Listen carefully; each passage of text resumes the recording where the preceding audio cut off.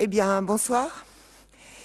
Permettez-moi d'abord de vous souhaiter la bienvenue au nom de notre nouveau directeur, Nicolas Ebala. Je m'appelle Christine Pourret, je suis responsable de la médiathèque Octave Merlier, ici à l'Institut. Et tel que vous me voyez, je suis une aventurière. Vous ne me croyez pas? Et pourtant, j'ai traversé des forêts profondes, des déserts sans fin, gravi d'immenses montagnes.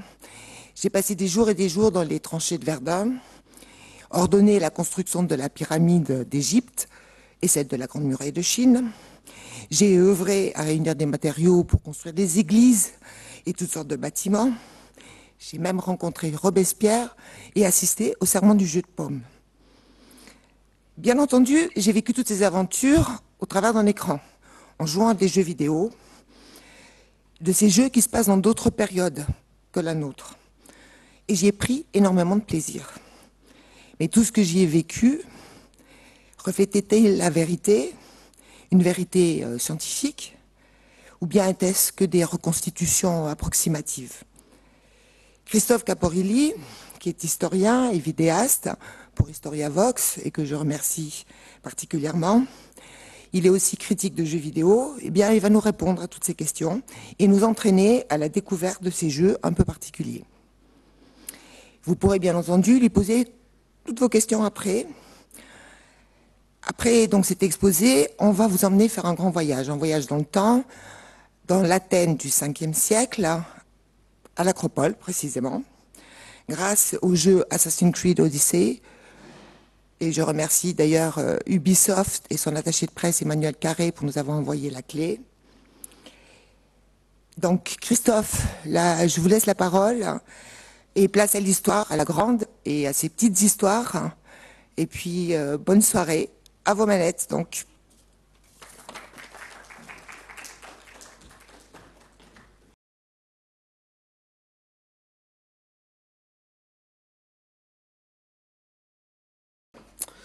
Alors, bonsoir tout le monde, merci déjà d'être venu. Alors avec ce thème-là, cette présentation, j'ai déjà eu un premier problème. C'est que j'ai deux audiences différentes et je dois m'adresser aux deux. Le jeu vidéo est plus populaire que jamais, mais il reste quand même un clivage générationnel. Les gens de ma génération entre guillemets, c'est-à-dire 45 ans et moins, et ben ils ont grandi tout simplement avec les jeux vidéo. Mais c'est pas forcément le cas des générations précédentes. Il y a encore un regard biaisé, des préjugés sur le jeu vidéo. Certains pensent que le jeu vidéo est même une perte de temps, et les jeux vidéo ont encore vraiment du mal à s'imposer.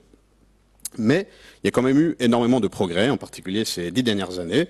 On est passé de jeux vidéo égale violence, égale addiction, égale serial killer, à les jeux vidéo peuvent nous apprendre des choses, apprendre des compétences ou assimiler des connaissances. Il y a quand même eu un grand gap. Le deuxième problème, c'est notre rapport à l'histoire, parce que je rappelle que c'est jeux vidéo et histoire, la présentation. Donc c'est quoi l'histoire? On parle de quelle histoire? Là, il y a un consensus entre toutes les générations pour dire que l'histoire, c'est intéressant, mais c'est un petit peu chiant, on va dire, et le boulot des historiens. On va montrer que c'est pas forcément vrai. Ensuite, le troisième problème, c'est que c'est le jeu vidéo historique en lui-même. On entend quoi par jeu vidéo historique? Est-ce que tous les jeux historiques sont à mettre dans le même panier, par exemple? Ensuite, on va voir aussi quelle est l'intention derrière un jeu vidéo historique. Quels sont ses points forts et ses limites. Et pour finir, on va poser cette question que certains parents attendent avec impatience. Est-ce qu'on peut apprendre l'histoire avec le jeu vidéo? Alors il y a beaucoup de jeunes, en particulier devant, qui vont me dire bien sûr qu'on peut apprendre le jeu vidéo, l'histoire avec le jeu vidéo, mais d'autres sûrement pensent que non et que le jeu vidéo historique n'a pas grand-chose à apporter à l'histoire et que l'histoire se résume, que l'histoire dans les jeux vidéo se résume par exemple à des jeux de guerre. Alors, on va commencer justement par l'histoire, l'histoire dans les jeux vidéo, l'histoire. C'est quoi l'histoire? Alors pour beaucoup, l'histoire, c'est quelque chose d'assez un peu nébuleux, c'est forgé dans le monde académique par les historiens, dans des poussiéreuses bibliothèques et archives. Mais l'histoire, c'est pour quoi faire? C'est pour qui? L'histoire, c'est utile pour comprendre comment on en est arrivé là. L'histoire, c'est de comprendre comment ont évolué, se sont organisées nos sociétés et nos systèmes politiques jusqu'à aujourd'hui.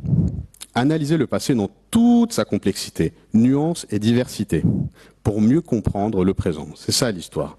L'histoire, c'est de comprendre comment vivaient nos ancêtres, la relation qu'ils avaient avec le monde qui les entourait et la relation qu'ils avaient avec les autres. L'histoire, c'est un savoir-faire. L'histoire, c'est beaucoup de choses. Mais l'histoire, c'est surtout un ensemble de faits. Des faits disponibles sous formes diverses et variées. Des faits, mais surtout une sélection de faits. Alors, l'histoire, c'est un choix de faits, un ensemble de faits choisis par quelqu'un. L'histoire dépend donc des faits choisis et comment ils sont assemblés pour faire un récit historique. On est limité par les faits choisis et les faits disponibles. Donc l'histoire, c'est les faits disponibles qu'on choisit pour façonner un récit historique. Par exemple, différents historiens vont livrer différents récits de différentes manières pour un même événement. Je vais vous donner un exemple pour que vous compreniez plus, que ça soit plus clair. C'est l'exemple de la ratatouille. Ah oui, là j'ai un gros blanc, les gens de ratatouille, de quoi ils me parlent. Je ne parle pas du film Pixar, je parle évidemment du plat de la ratatouille, le fameux plat. Et la ratatouille, quand vous voulez faire une ratatouille, vous allez au supermarché ou au marché aux légumes, vous sélectionnez vos légumes, vous rentrez chez vous, vous les cuisinez et vous avez votre propre recette. Moi, par exemple, dans ma ratatouille, alors que ce n'est pas la recette traditionnelle, moi je mets des olives et des piments. Essayez, vous verrez, c'est très bon. Et c'est pareil, chaque historien, il a sa recette. Le passé, il peut donc être écrit, réécrit, interprété et réinterprété à chaque fois, avec des faits différents ou en les assemblant de façon différente, ou en les cuisinant du coup. Sélection des faits, assemblage des faits, donc le fameux cuisiner les faits, et présentation des faits. C'est exactement ce que font les développeurs de jeux vidéo historiques. Donc les jeux vidéo, ils font aussi de l'histoire. Les jeux vidéo font partie de ce qu'on appelle l'histoire publique. L'histoire n'est pas nécessairement académique. Il y a plusieurs histoires. L'histoire, c'est pas seulement une profession, c'est pas seulement pour les historiens, c'est aussi, et surtout, je pense, une activité. L'histoire, en étant une activité, c'est plus démocratique et c'est pas exclusif ou la chasse gardée des historiens. Donc il y a plusieurs moyens de faire et raconter l'histoire. L'histoire, elle a ses exigences, elle exige une importante rigueur, mais elle est ouverte au public, elle est ouverte à vous. Les jeux vidéo historiques, ils participent donc aussi à la connaissance historique et sont donc de l'histoire. La représentation du passé, ou plutôt la simulation du passé, comme on le verra plus tard dans les jeux vidéo, est un des nombreux moyens possibles d'exprimer l'histoire. C'est une bêtise de balayer les jeux vidéo parce qu'ils sont différents et soi-disant pas aussi sérieux que les livres. N'importe quel médium qui communique une idée sur le passé peut fonctionner comme histoire. Chaque médium a ses caractéristiques, sa manière de présenter le passé. Par exemple, il y a des historiens aujourd'hui qui étudient les films et séries historiques. Et c'est pareil pour les jeux vidéo. Maintenant, il y a des historiens, une génération d'historiens qui étudient les jeux vidéo historiques. Par exemple, je vous invite à jeter un coup d'œil à la chaîne YouTube de Romain Vincent, Jeux vidéo histoire, qui est chercheur et professeur d'histoire, qui justement en parle sur sa chaîne YouTube. Les jeux vidéo, ils ouvrent une porte et de nouvelles possibilités en histoire. L'interactivité permet aux joueurs d'expérimenter l'histoire et de prendre des décisions. C'est la plus grande force du jeu vidéo. En imposant des contraintes et des règles, les jeux vidéo reproduisent les choix et les conséquences des acteurs du passé. L'historien Antoine Prost écrit « Peut-on comprendre pourquoi les choses se sont passées comme elles l'ont fait, sans se demander si elles auraient pu se passer autrement ?» En vrai, imaginer une autre histoire est le seul moyen de trouver les causes de l'histoire réelle. Le jeu vidéo nous permet d'être justement à un moment précis de l'histoire, à un moment clé de l'histoire, ce moment du choix ou de l'événement. Comme si on était pour un moment dans les chaussures, ou les sandales, si on était à l'Antiquité, de ceux qui ont vécu à ce moment-là. L'histoire dans les jeux vidéo, je vous passe la ratatouille pour pas que vous ayez faim. L'histoire dans les jeux vidéo, elle remet en cause un certain à cette image, un certain déterminisme de l'histoire, une forme de téléologie, je vais y arriver, et une représentation fataliste de l'histoire. On n'aime pas le hasard, on n'aime pas la malchance, on n'aime pas le chaos, on n'aime pas l'imprévisible, on n'aime pas les accidents. C'est inconfortable. Alors en histoire, on avait souvent, avant, des récits historiques qui nous expliquaient que ce qui est arrivé était inévitable. Une conséquence logique, une conclusion unique, une seule histoire, un seul chemin possible. Si je vous dis un événement qui était inévitable, beaucoup d'entre vous vont penser à la Première Guerre mondiale. Première Guerre mondiale, on raconte souvent, même en classe, que même si l'assassinat de l'archiduc avait échoué, la Première Guerre mondiale aurait quand même eu lieu pour X facteurs, X raisons. Est-ce que c'est vraiment le cas? On ne sait pas. Mais l'histoire, justement, à travers les jeux vidéo, est à l'opposé de cette façon de penser l'histoire. C'est ce qu'on appelle le raisonnement contrefactuel. L'histoire contrefactuelle, c'est l'étude des possibles passés.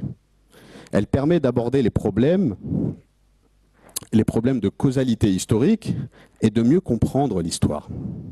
L'histoire contrefactuelle, ça explique que l'histoire est tout sauf écrite d'avance. C'est un ensemble de causes, de mécanismes qui s'imbriquent, de décisions d'individus ou groupes, de facteurs de chance ou malchance.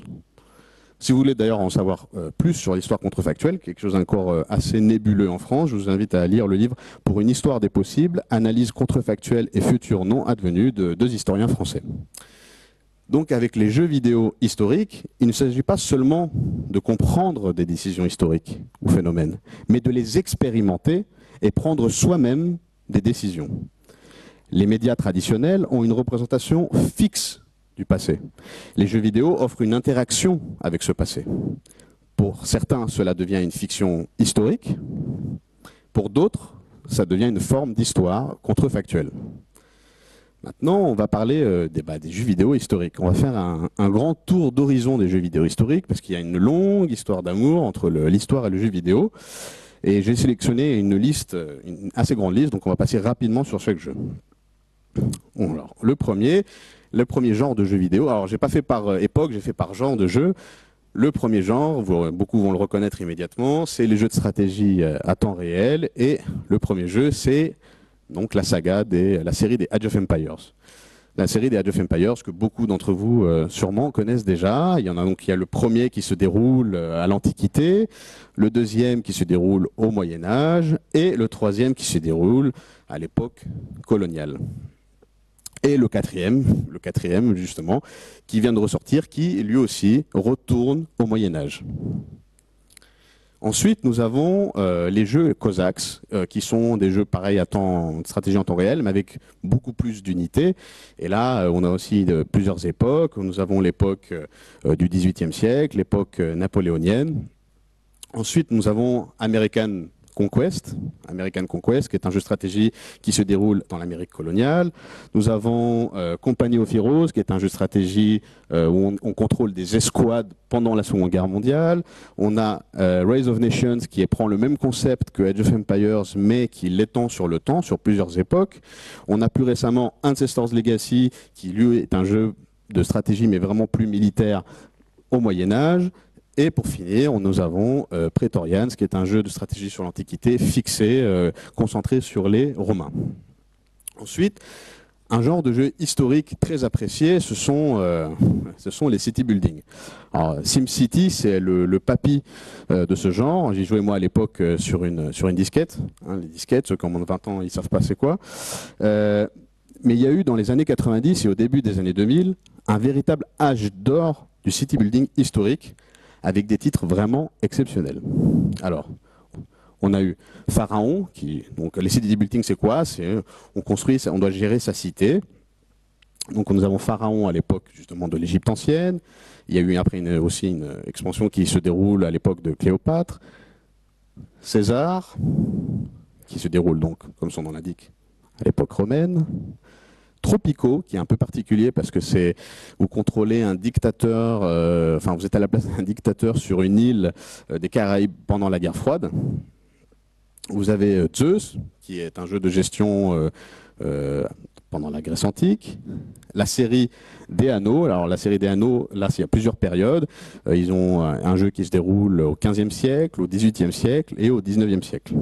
Ça, c'est le premier, le deuxième et le dernier, Anno 1800, qui est sorti récemment.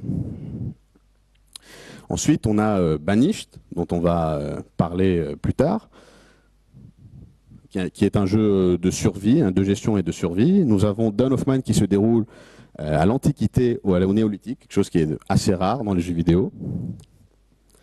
Et on a récemment un jeu qui s'appelle Fondation, qui est pareil, un jeu de gestion médiévale, sans vraiment de cadre géographique bien précis.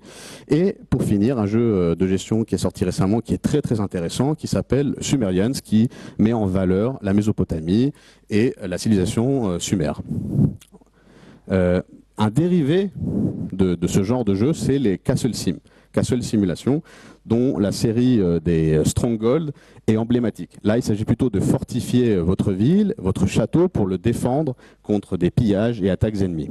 Donc là, on a les Stronghold qui, à plusieurs périodes, et à l'époque des croisades, et voilà. Et le dernier qui se déroule en Asie. Ensuite, il y a aussi le genre des thrillers et horreurs, qui peuvent être des jeux historiques. C'est le cas, par exemple, de Détention. Détention, c'est un jeu d'horreur, on va dire, mais sous fond qui utilise beaucoup la terreur blanche à Taïwan. La terreur blanche à Taïwan, c'est quand il y a eu une répression énorme parmi les étudiants, les lycéens, quand il y avait la peur que la Chine envahisse Taïwan. Donc il y avait une répression qui s'appelait la terreur blanche, et ça sert de fond à ce jeu d'horreur, qui est très très bon, je vous le conseille. Dans le même genre, on a un jeu italien qui s'appelle Town of Light, qui lui se déroule dans un hôpital psychiatrique au début du XXe siècle, et qui aborde des thèmes difficiles aussi. Et pour finir, encore dans le même genre, on a Summer of 58, qui lui est un thriller dans un ancien camp de prisonniers soviétiques, et qui lui aborde la question des goulags. Et là, on arrive au genre que beaucoup connaissent, hein, le genre du jeu vidéo historique, c'est les FPS, c'est-à-dire les jeux de tir à la première personne. Et là c'est le festival. On a donc les fameux Call of Duty. Call of Duty a eu beaucoup de jeux dans la Seconde Guerre mondiale. Ça a commencé par là, en 2003, après Medal of Honor, mais qui après a disparu. Donc Call of Duty, qui est venu plusieurs fois aborder la Seconde Guerre mondiale, et après aussi aborder la guerre froide, d'une certaine manière.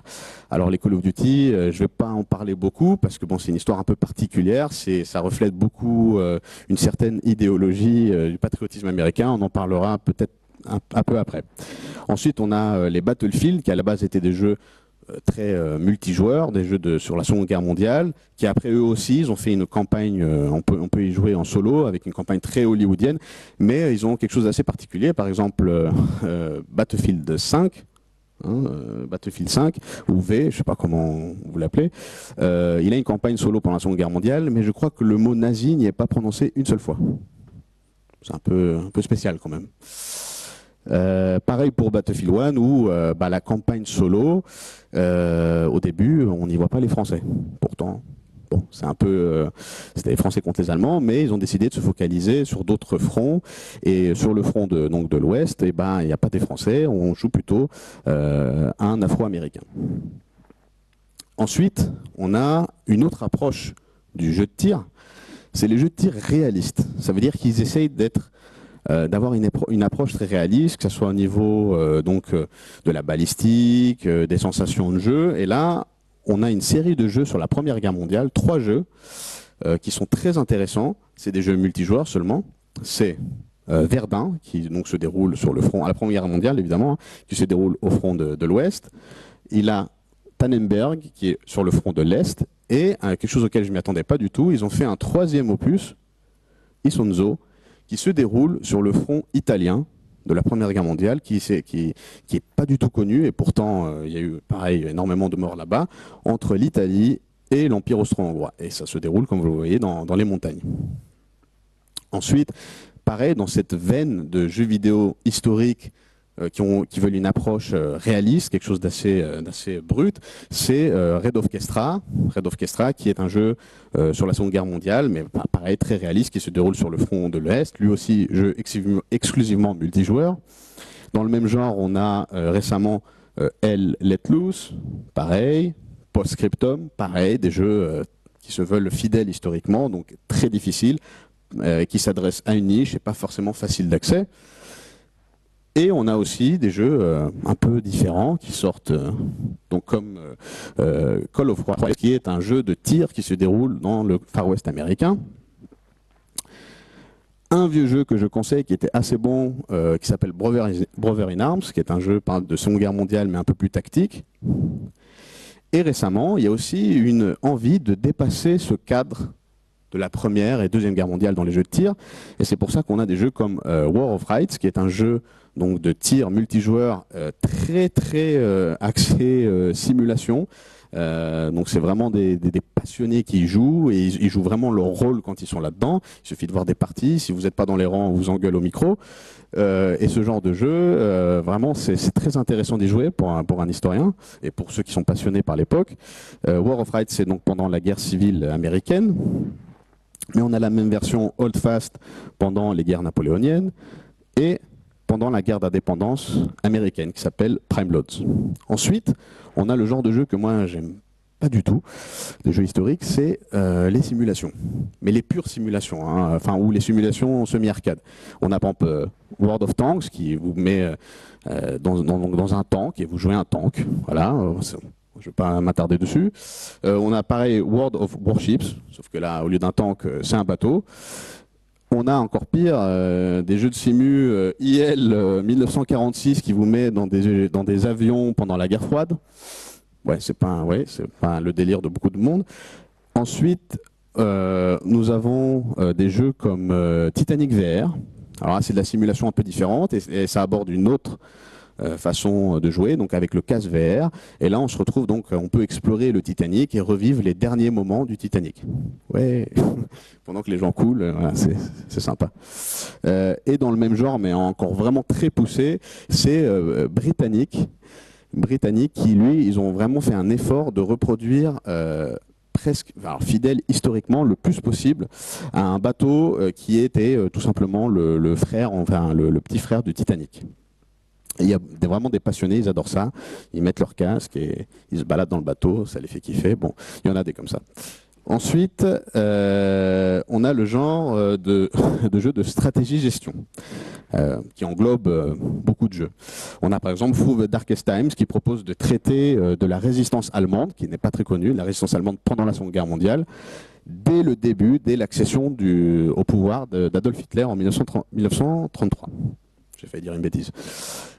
Ensuite, nous avons Warsaw, qui est là un jeu de gestion stratégie qui se déroule donc à la fin, je crois, de la Seconde Guerre mondiale, et qu'il s'agit d'organiser la révolte de Varsovie contre les nazis. Nous avons un jeu que j'ai découvert récemment, Quadriga, ouais, c'est ça, Quadriga, oui, c'est un jeu de gestion sur des courses à l'époque romaine. Voilà, comme quoi ça peut aborder vraiment n'importe quel thème. Ensuite, nous avons Shadow Tactics Blades of the Shogun, qui est un jeu de gestion stratégie au Japon, donc autre ambiance. Encore une autre ambiance, autre façon de jouer, Legionary Life, où il s'agit de gérer la vie d'un légionnaire pendant la République romaine. Expedition Vikings, un jeu de stratégie où on joue des vikings très énervés qui envahissent l'Angleterre. Et un autre jeu que j'ai découvert récemment, qui s'appelle Help Will Come Tomorrow, qui est un jeu de survie qui se déroule sous fond révolutionnaire russe, pendant la révolution d'octobre, en Sibérie. Voilà, ils n'ont pas beaucoup de chance. Ensuite, on a mon genre préféré de jeux historiques, c'est les wargames, c'est ce qu'on appelle les grandes stratégies. Et là, Paradox, qui est un éditeur suédois, qui ont beaucoup de studios, c'est sa spécialité. Et il en a fait beaucoup.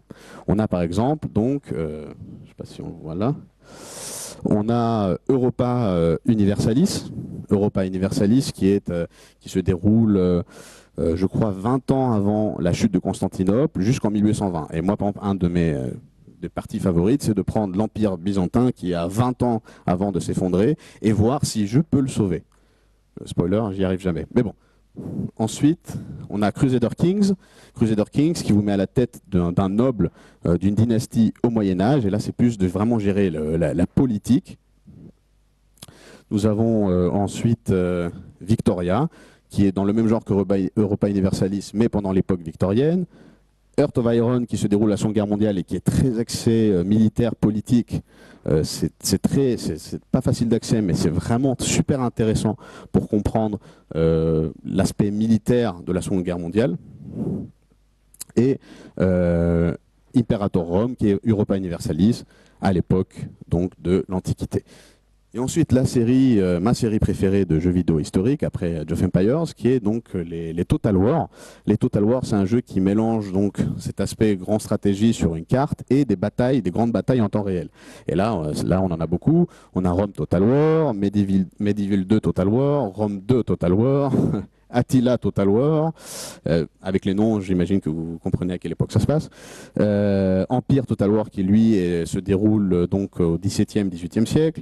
Napoléon Total War, Shogun 2 Total War, qui est mon préféré, qui se déroule donc évidemment au Japon. Total War Saga Thrones of Britannia, qui se déroule pendant les invasions vikings en Angleterre. Et récemment, un jeu vidéo, enfin un Total War assez sympa et passé un peu inaperçu, Total War Saga Troy, qui remet en valeur donc la guerre de Troie. Voilà.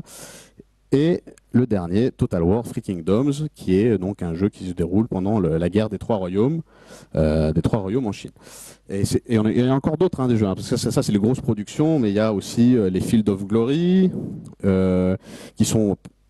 qui se déroule à l'Antiquité, mais c'est un peu plus abstrait, pas facile, très facile d'accès.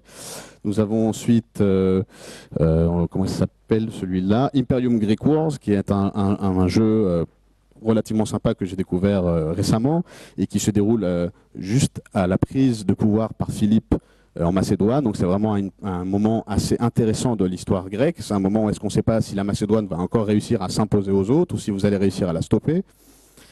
Et ensuite, nous avons des jeux là. Alors là, au niveau graphisme, c'est du 2D, c'est très abstrait, mais c'est hyper intéressant. C'est Pre-Dynastic Egypt et Egypt All Kingdom, qui se déroulent justement, c'est au tour par tour, et vous incarnez donc un chef égyptien, et vous devez mener votre peuple jusqu'à l'unification de l'Égypte.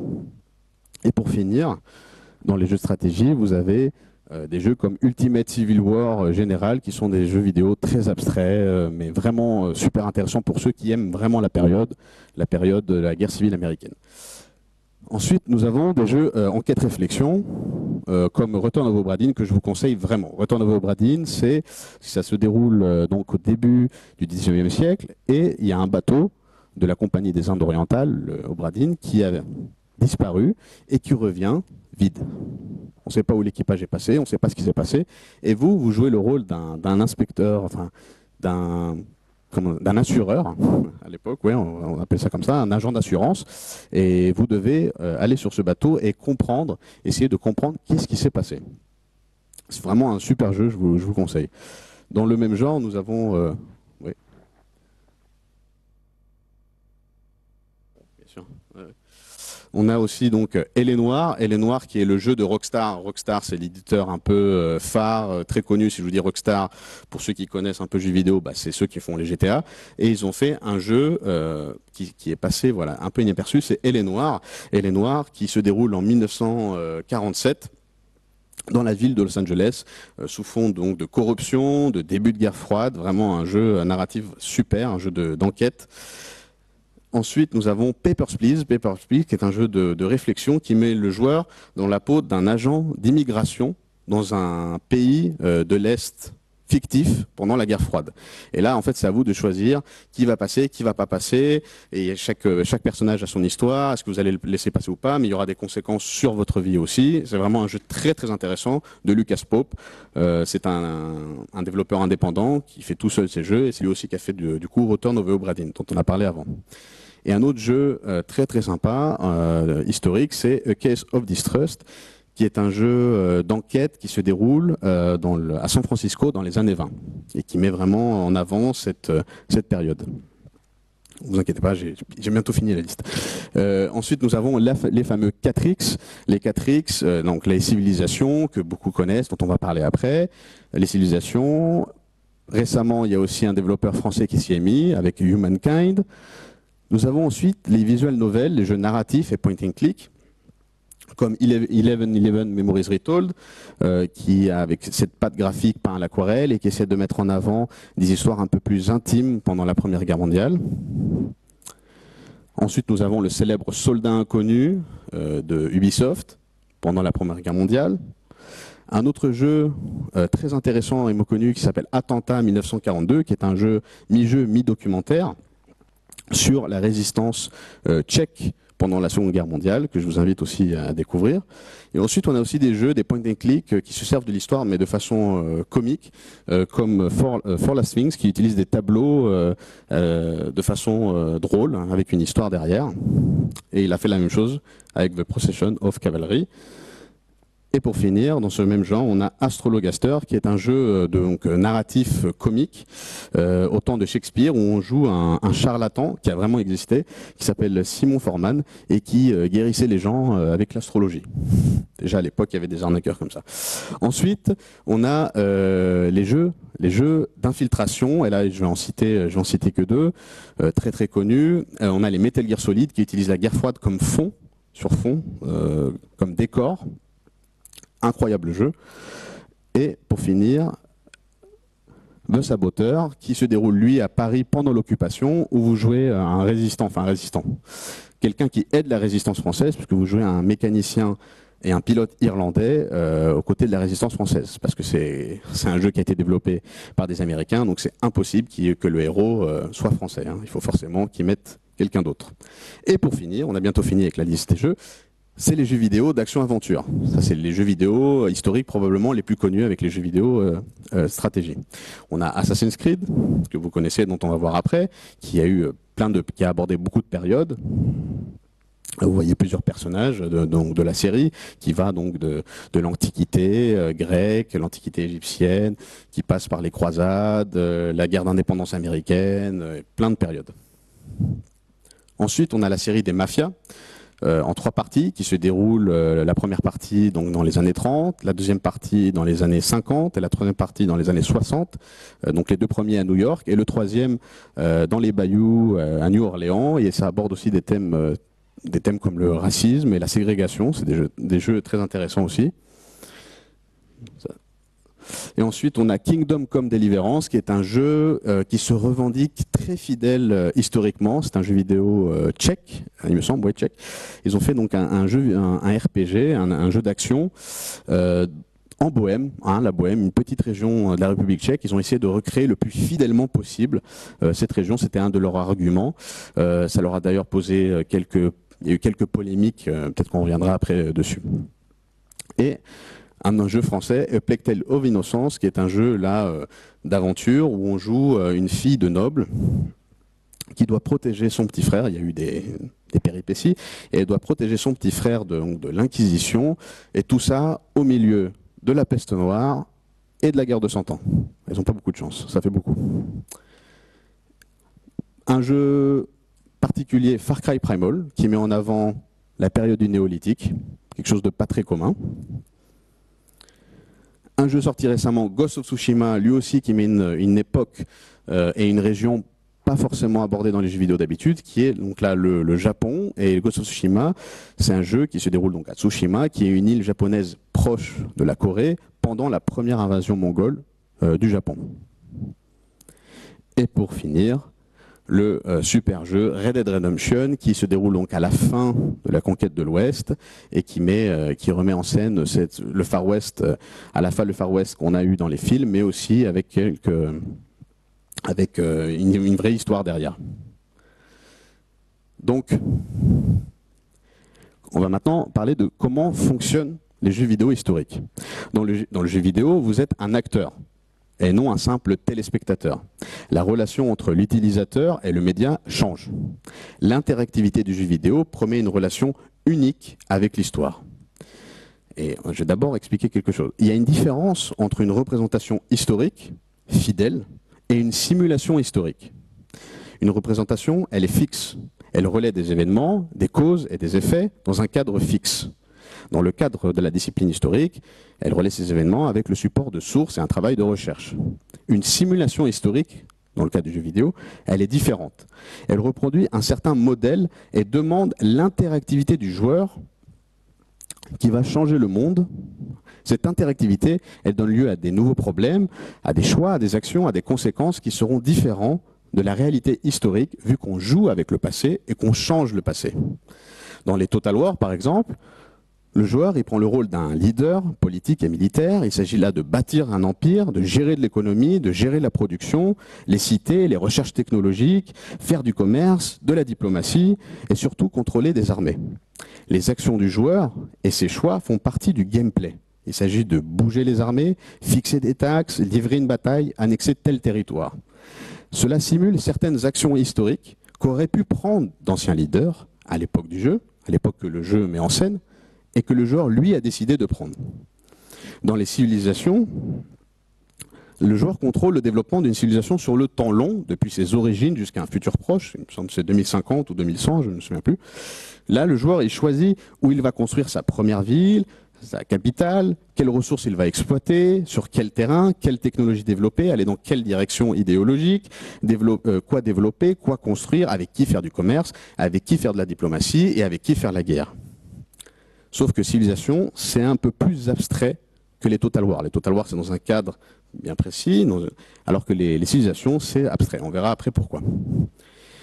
Et ensuite, dans un Red Dead Redemption, par exemple, qui est un jeu d'action-aventure, là, c'est complètement différent. C'est le joueur qui contrôle un personnage fictif qui s'appelle Arthur Morgan. Et là, vous êtes libre d'explorer le Far West américain en suivant l'excellent scénario du jeu. Un petit coup d'eau parce que... Ah, ça va mieux. Développer des jeux historiques demande un certain niveau d'exigence et d'obligation. Il y a des sources historiques, primaires et secondaires. Donc, pour les jeux vidéo historiques, il s'agit d'être fidèle historiquement. Mais plus qu'être fidèle historiquement, il s'agit surtout d'être crédible et authentique. Il faut faire donc d'importantes recherches. Il y a beaucoup de jeux historiques où les développeurs utilisent des équipes d'historiens. Par exemple, au fil des opus, Ubisoft a véritablement mis un point d'honneur à recréer de façon authentique, pas toujours réaliste, mais c'est pas exactement la même chose, de façon authentique, le passé. Ils vont parfois très loin, et jusqu'à recréer fidèlement des monuments comme Hagia Sophia à Constantinople. Comme vous voyez, ils l'ont recréé parfaitement, ou plus récemment Notre-Dame dans Assassin's Creed Unity.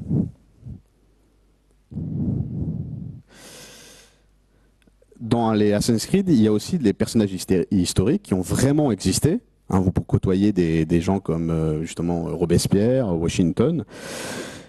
Au moment où se déroule le jeu, ils ont vraiment existé. Sauf qu'ils sont, dans Assassin's Creed, ils sont au service du scénario du jeu. Par exemple, dans Assassin's Creed 2, le joueur contrôle un personnage qui s'appelle Ezio Auditore et il devient un ami proche de Da Vinci qui, lui, confectionne quelques inventions. Bon, autant vous dire, ça s'est pas passé. C'est au service du jeu, du scénario du jeu. Civilisation, lui, il a une autre approche. Les développeurs, ils ont utilisé des concepts historiques très connus, très larges, une histoire globale et populaire, avec parfois des clichés sur chaque faction, chaque civilisation. Pourquoi ? Parce qu'ils ont décidé de se baser sur les connaissances historiques des développeurs. Ils n'ont pas voulu faire appel à des historiens. Bon, des fois, ils essaient de ne pas dire trop de bêtises, mais c'est les connaissances historiques des développeurs et ils considèrent que c'est un peu ce que tout le monde connaît de l'histoire. Pourquoi ? Parce qu'ils veulent des concepts simples et immédiatement reconnaissables. En tout, il y a vraiment plusieurs façons d'utiliser l'histoire dans les jeux vidéo. Alors simplement, entre guillemets, comme décor, à créer une ambiance particulière. D'autres utilisent l'histoire avec un véritable impact sur le gameplay, sur la façon de jouer. Il y a des jeux qui vont utiliser de la micro-histoire, ça veut dire quelque chose au niveau très petit, au niveau de l'histoire, comme Return of the Obra Dinn, et d'autres qui vont utiliser de la macro-histoire, comme les grands jeux de stratégie. Alors, quels sont les points faibles, entre guillemets, les limites des jeux vidéo historiques ? Eh ben, les limites, c'est quelle est l'intention derrière un jeu vidéo historique? L'objectif premier du jeu vidéo, c'est quoi? L'objectif premier du jeu vidéo et des développeurs, c'est d'avoir un succès commercial, c'est d'être vendu. Comment? Et bah, avec beaucoup de joueurs peuvent me répondre, hein, avec un bon gameplay ou un bon scénario, de préférence les deux, en faisant des choix intéressants avec des conséquences sur le monde dans lequel on joue. Situer le jeu dans le passé, ça fait appel à des connaissances, même vagues, à des images, à une certaine représentation familière du passé. Si je vous dis Antiquité grecque, il y a des images qui vous viennent à la tête. Si je vous dis Moyen-Âge, il y a des images qui vous viennent à la tête. Donc c'est à la fois c'est réconfortant et excitant à la fois pour les joueurs et les développeurs. Mais il y a quand même un danger quand on fait des jeux historiques. Si le jeu est trop complexe en étant trop réaliste ou trop fidèle, il risque de perdre le joueur. Trop de détails tue le fun. C'est la règle dans le jeu. Il faut un certain équilibre. Donc dans les jeux vidéo historiques, il y a un travail de simplification, un processus de caricature, d'abstraction. C'est ce qu'on appelle, certains appellent ça la caricature de l'histoire. Pourquoi? Parce qu'une caricature, ça a des gros traits, c'est plus facile à manipuler. Et une caricature de l'histoire, une histoire simplifiée, c'est fait pour mieux mettre en avant des concepts ou des points bien précis que les développeurs ont voulu mettre en avant. Hein. Ça se concentre sur ce que les développeurs, par exemple, s'ils ont voulu mettre en avant le gameplay, c'est plus facile avec une histoire simplifiée. Le côté ludique du jeu vidéo, là, il pose un challenge à la dose de réalisme historique dans le jeu vidéo. Le pur réalisme et la fidélité historique vont contre l'amusement, contre l'idée même du jeu vidéo. Donc on ne peut pas avoir une représentation parfaite du passé. Comme dans les films qui changent les faits pour avoir une meilleure histoire. Si je vous donne un exemple très très connu, c'est Gladiator. Je veux dire, à la fin de Gladiator, Maximus tue l'empereur Commode dans le Colisée. Spoiler, c'est jamais arrivé. Hein. Ils ont complètement refait l'histoire parce que ça fait une meilleure histoire, ça fait un meilleur film. Et c'est pareil, l'hyperréalisme, des fois il empêche d'avoir un meilleur jeu. Donc il y a souvent des anachronismes ou des erreurs historiques dans les jeux. Et dans pas mal de cas, ces erreurs, justement, elles sont voulues car elles sont là pour améliorer l'expérience de jeu. Alors, dans Assassin's Creed, il y a eu une polémique, une mini-polémique, enfin il y en a eu plusieurs, mais il y a eu une petite polémique avec le fait qu'il y ait des drapeaux bleu, blanc, rouge en 1789, et ces drapeaux, ils n'étaient pas forcément là à ce moment-là. Mais Ubisoft les a mis. Pourquoi? Parce que Ubisoft, en faisant le jeu Assassin's Creed Unity, s'adresse à un public mondial. Et le public mondial, et pas seulement les Français, quand ils pensent Révolution, quand ils pensent France, ils pensent le drapeau bleu, blanc, rouge. Donc ils ont mis le drapeau bleu, blanc, rouge pour un souci de clarté au niveau de l'audience mondiale. Pareil pour des jeux comme Total War, la série des Total War par The Creative Assembly. Et ils ont fait des trucs qui, franchement, sont pas du tout fidèles historiquement. Ils ont fait, par exemple, on peut avoir des unités de gladiateurs. C'est-à-dire, au milieu du champ de bataille, vous avez des gladiateurs. Bon, c'est pas arrivé. Et qu'est-ce qu'ils vont vous répondre, ces développeurs? Et à tous ceux qui disent, ah oui, c'est pas vraiment comme ça, dans l'histoire et tout, ils vont répondre qu'ils vont toujours sacrifier la fidélité historique d'un jeu pour une meilleure jouabilité, pour plus de fun, pour plus de clarté. C'est la règle du jeu vidéo. Il s'agit donc vraiment il faut que ça améliore les mécaniques du jeu. Il y a un conflit entre les règles du game design et de l'histoire académique. L'histoire académique, elle est pensée dans le but de connaissance, de compréhension, d'analyse. Les jeux vidéo, eux, sont faits pour être joués. La jouabilité, elle est plus forte que l'histoire. Le jeu, ça reste un jeu. Le joueur n'est pas là pour apprendre l'histoire, mais pour battre une intelligence artificielle ou un algorithme. Donc la fidélité historique, elle est clairement, dans la plupart des cas, un ingrédient marketing. Il est vrai que Assassin's Creed, par exemple, plus que n'importe quel autre jeu, peut vraiment nous immerger dans l'histoire.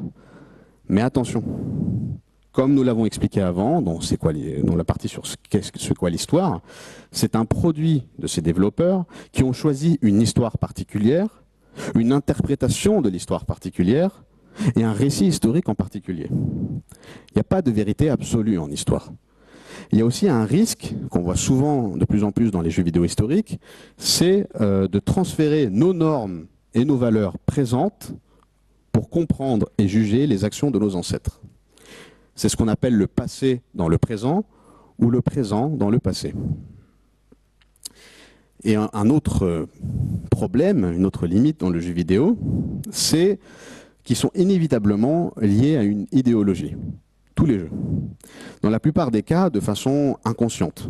D'autres fois, de façon un peu plus consciente, comme les Call of Duty ou d'autres jeux vidéo dans ce genre-là. Mais les jeux vidéo historiques, ils reflètent quand même la vision du passé qu'ont les développeurs, avec leurs outils du présent. Les idéologies dans les jeux vidéo, elles sont rarement explicites. Alors c'est important justement de toujours les repérer et d'avoir un esprit critique quand vous jouez. Je sais, c'est compliqué, quand vous jouez, vous voulez...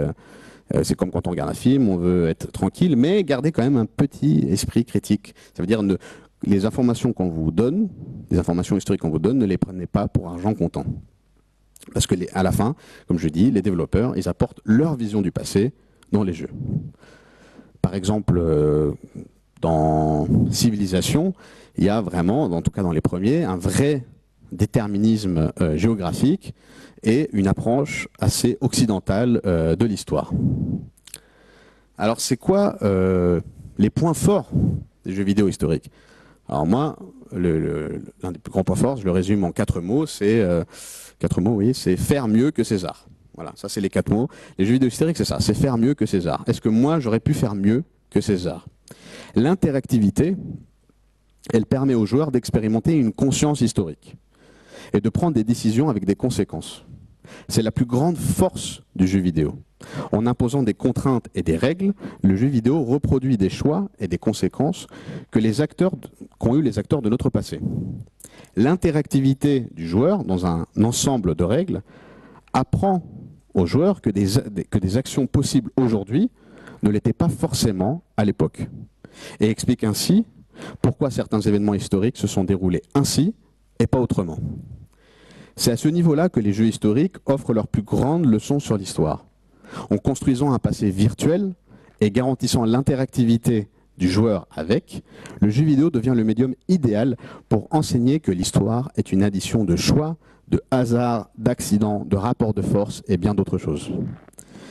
Un autre point fort du jeu vidéo, comme Assassin's Creed, Red Dead Redemption ou Ghost of Tsushima, c'est quand ils recréent ces mondes ouverts magnifiques, c'est leur capacité à recréer une ambiance, un monde ancien, à nous immerger vraiment dans le passé. Il y a ce genre de jeu, moi par exemple Assassin's Creed d'origine, je peux passer des heures et des heures, pas forcément à jouer le jeu, mais juste à me balader et à apprécier la reconstruction historique qu'ont fait les développeurs. Alors là, on va arriver à la question fatidique. Est-ce qu'on peut apprendre l'histoire avec les jeux vidéo? Alors tout d'abord, les jeux vidéo, c'est une autre façon d'apprendre. C'est une autre façon d'apprendre. Il y a un débat autour de la valeur historique des jeux vidéo, ça, il y a toujours un débat, je ne vais pas clore le débat, mais on ne peut pas nier, par exemple, que les jeux vidéo, ils ont popularisé l'histoire plus que jamais. Les jeux vidéo, c'est quelque chose qui est très présent dans notre culture, il y a des centaines de millions de copies partout dans le monde, il y a des gens qui jouent des dizaines et des centaines d'heures, et les jeux, en tout cas, ils ont changé notre façon de penser et notre façon d'apprendre. Notre génération, ma génération, est la première à être considérée comme la Games Generation ou l'Homo Ludus, comme dirait Hideo Kojima, qui est un très grand créateur de jeux vidéo. Les médias traditionnels ne sont pas les plus idéaux ou les plus efficaces pour cette génération. Attention, et ça veut dire, je dis pas que il faut écarter les livres, au contraire. Ils restent nécessaires, mais ils doivent se complémenter avec autre chose. Les jeunes aujourd'hui veulent un médium rapide, efficace, amusant et visuel, qui les laisse explorer, qui les laisse interagir, avoir un rôle actif dans l'apprentissage, plutôt que passif. Ça vous rappelle quelque chose, le jeu vidéo. Avec chaque nouvelle génération, cela va se renforcer. Les méthodes d'apprentissage vont devoir évoluer et le jeu vidéo historique va prendre une place de plus en plus importante.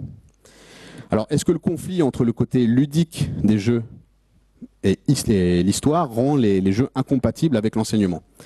Puisque même la plus fidèle simulation historique est condamnée puisqu'elle donne aux joueurs la liberté d'explorer, la liberté de contredire ou de changer une réalité historique. Mais en même temps, ce sont les mécaniques du jeu qui nous aident à mieux comprendre l'histoire. Interagir avec le passé, c'est ce qui le rend intéressant.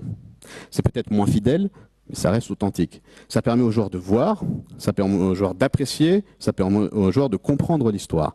Les jeux vidéo, ils permettent de faire réaliser aux joueurs que de la même façon qu'ils peuvent faire des choix dans leur présent, avec des potentielles conséquences pour chaque choix, eh bien c'était la même chose pour nos ancêtres. L'interactivité et les mécaniques du jeu inculquent aux joueurs une compréhension de nombreuses possibilités alternatives d'un événement historique. Un événement historique aurait pu se passer de plein de façons différentes. Et là, avec le jeu vidéo, le joueur il comprend la notion de causalité. Il devient le médium idéal pour comprendre la contingence. La contingence, c'est ce qui aurait pu ou pas arriver et pourquoi. Le jeu vidéo, c'est aussi une façon différente d'aborder et d'apprécier l'histoire. L'histoire, c'est pas seulement des faits et des dates. Le joueur, il est dans une position d'un agent historique et il se pose la question. Moi, avec ces circonstances, qu'est-ce que je vais faire, moi? Les décisions, même si elles semblent d'abord insignifiantes, elles ont toujours influencé l'histoire. Et cette habilité d'offrir un choix avec des conséquences, elle met en valeur le jeu vidéo et sa relation avec l'histoire par rapport à d'autres médiums. Les jeux, ils permettent donc de renforcer la compréhension de l'histoire comme un processus plutôt qu'un grand récit distant, soi-disant objectif, un récit figé de faits, de grands hommes et l'action de ces grands hommes. L'histoire, c'est pas seulement l'histoire des grands hommes, en déplaise à certains, et l'histoire, elle n'est pas déterministe. Certains jeux nous aident justement à penser comme un historien, d'avoir une conscience historique, une pensée historienne. Cela permet aux joueurs de voir comment le passé aurait pu se dérouler autrement. Cela permet de mieux comprendre les causes et essayer d'imaginer qu'est-ce qui aurait pu se passer si les causes étaient absentes ou différentes. Très important parce que les décisions que vous prenez ou que nos politiques prennent, eh ben, c'est la même chose. C'est la même chose. Elles sont basées en imaginant des potentielles conséquences. Donc ça fait sens de comparer les conséquences actuelles de ce que nous avons fait dans le passé avec les possibles conséquences de ce que nous aurions pu faire dans le passé. Et c'est ce que les jeux vidéo nous aident à faire. Le rôle de l'historien, c'est aussi parfois donc d'explorer ces mondes parallèles. Ensuite, est-ce qu'on peut apprendre l'histoire avec le jeu vidéo? Il faut dire qu'il y a une certaine évolution des jeux vidéo. Les développeurs, aujourd'hui, ils ne veulent pas voir, enfin pas tous, mais certains développeurs ne veulent pas voir leur jeu juste comme un terrain de jeu. Il y a un désir de mettre en avant leur jeu en traitant de sujets sérieux et difficiles. Pourquoi? Parce que les événements les plus représentés restent encore aujourd'hui des guerres, souvent la Deuxième Guerre mondiale, mais ça change petit à petit. Par exemple, un jeu qui est sorti, qui est lui passé vraiment inaperçu, c'est 1979, qui est sorti en 2015, qui nous permet d'incarner un Iranien, journaliste iranien pendant la révolution iranienne. Voilà, un thème qui est vraiment pas abordé, même au cinéma. Il reste quand même quelques tabous et des choses difficiles à retranscrire dans un jeu vraiment de le jouer. Par exemple, la Shoah, par exemple, c'est très difficile de le mettre en avant en tant que jeu. C'est compliqué. Ça ne veut pas dire que les jeux vidéo, ils abordent pas ces thèmes comme la Shoah ou l'esclavage, mais ils les abordent pas de façon ludique. Ils les abordent plutôt au travers du scénario ou avec une cinématique. Avec le jeu vidéo, récemment, il y a eu une inspiration d'aller au-delà du simple amusement. C'est aussi de l'apprentissage. Ubisoft, justement, avec ses Discovery Tours, veut mettre ça en avant. Les jeux vidéo, il faut dire aussi qu'ils ont évolué, leur public a évolué. Ils s'adressent principalement aujourd'hui aux adultes. Si vous regardez des publicités de jeux vidéo dans les années 90, ça s'adressait à des enfants, à ma génération. Mais cette génération, elle a grandi, le public du jeu vidéo a grandi, est devenu beaucoup plus mature, et ça se ressent justement aujourd'hui dans les jeux vidéo. Alors certes, l'objectif principal du jeu vidéo, c'est toujours de s'amuser, mais il faut maintenant une certaine dose d'authenticité, une certaine dose de sérieux. Pas dans tous les jeux vidéo, dans certains jeux.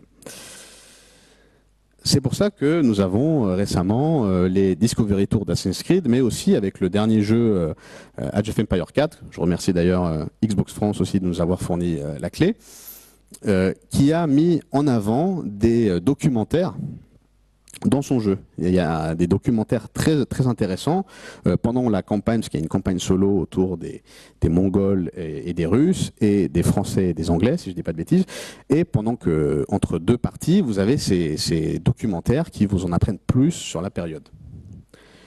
Mais les Discovery Tours et ces documentaires, bien qu'ils soient super intéressants, ils posent quand même un petit problème, un petit souci, c'est que c'est un peu un aveu d'échec. Ça veut dire que pour apprendre, pour eux, l'histoire, dans un jeu vidéo, il faut poser la manette. Il faut redevenir passif. Ça, c'est un petit souci. Ensuite, est-ce qu'on peut apprendre l'histoire avec les jeux vidéo dans le futur? Peut-être, parce qu'il y a l'émergence de ce qu'on appelle les serious games. Les serious games, c'est des jeux qui sont développés soit par des institutions comme des universités ou des ONG. Donc c'est des jeux qui n'ont pas une logique commerciale derrière. Ils ne veulent pas être vendus, ces jeux. Donc ça leur enlève un poids. Et donc ces jeux, ils ont une intention différente. C'est de la pédagogie, c'est d'apprendre en jouant. Donc le but initial dans les serious games, c'est d'apprendre, et le second, c'est de s'amuser. Donc peut-être que dans le futur, on verra de plus en plus ce genre de jeux se populariser, notamment dans les écoles. Ensuite, je vais vous donner, pour finir là-dessus, deux exemples concrets de comment les jeux vidéo historiques m'ont, moi, appris quelque chose de l'histoire. Alors, les city building, comme on l'a vu avant, le genre de jeux comme Pharaon, César, sont particulièrement intéressants pour prendre l'histoire. Il s'agit là de gérer une cité. Il n'y a pas ou peu de conflits militaires. Il n'y a pas vraiment d'ennemis. Le challenge, c'est de gérer sa cité, gérer une société qui fonctionne, trouver un équilibre, naviguer entre les problèmes. Et s'il y a un jeu qui m'a fait comprendre la difficulté du passé, c'est bel et bien Banished, le jeu de gestion Banished. Banished, c'est un jeu indé qui est sorti en 2014, qui est développé par un seul homme, au passage, et qui a reçu des très bonnes critiques pour une très bonne raison, parce que c'est un excellent jeu que je vous conseille.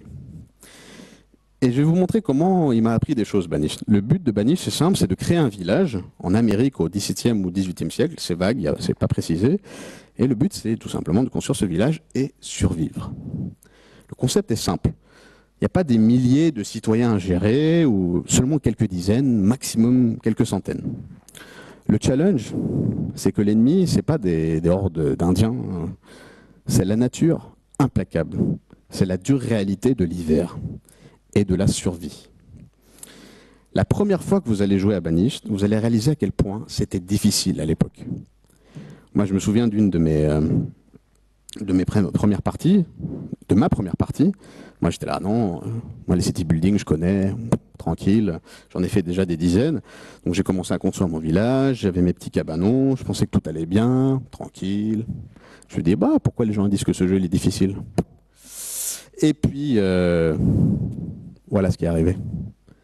Il y a les premiers flocons de neige qui sont arrivés, l'hiver est arrivé en avance, et ça a détruit toutes mes plantations.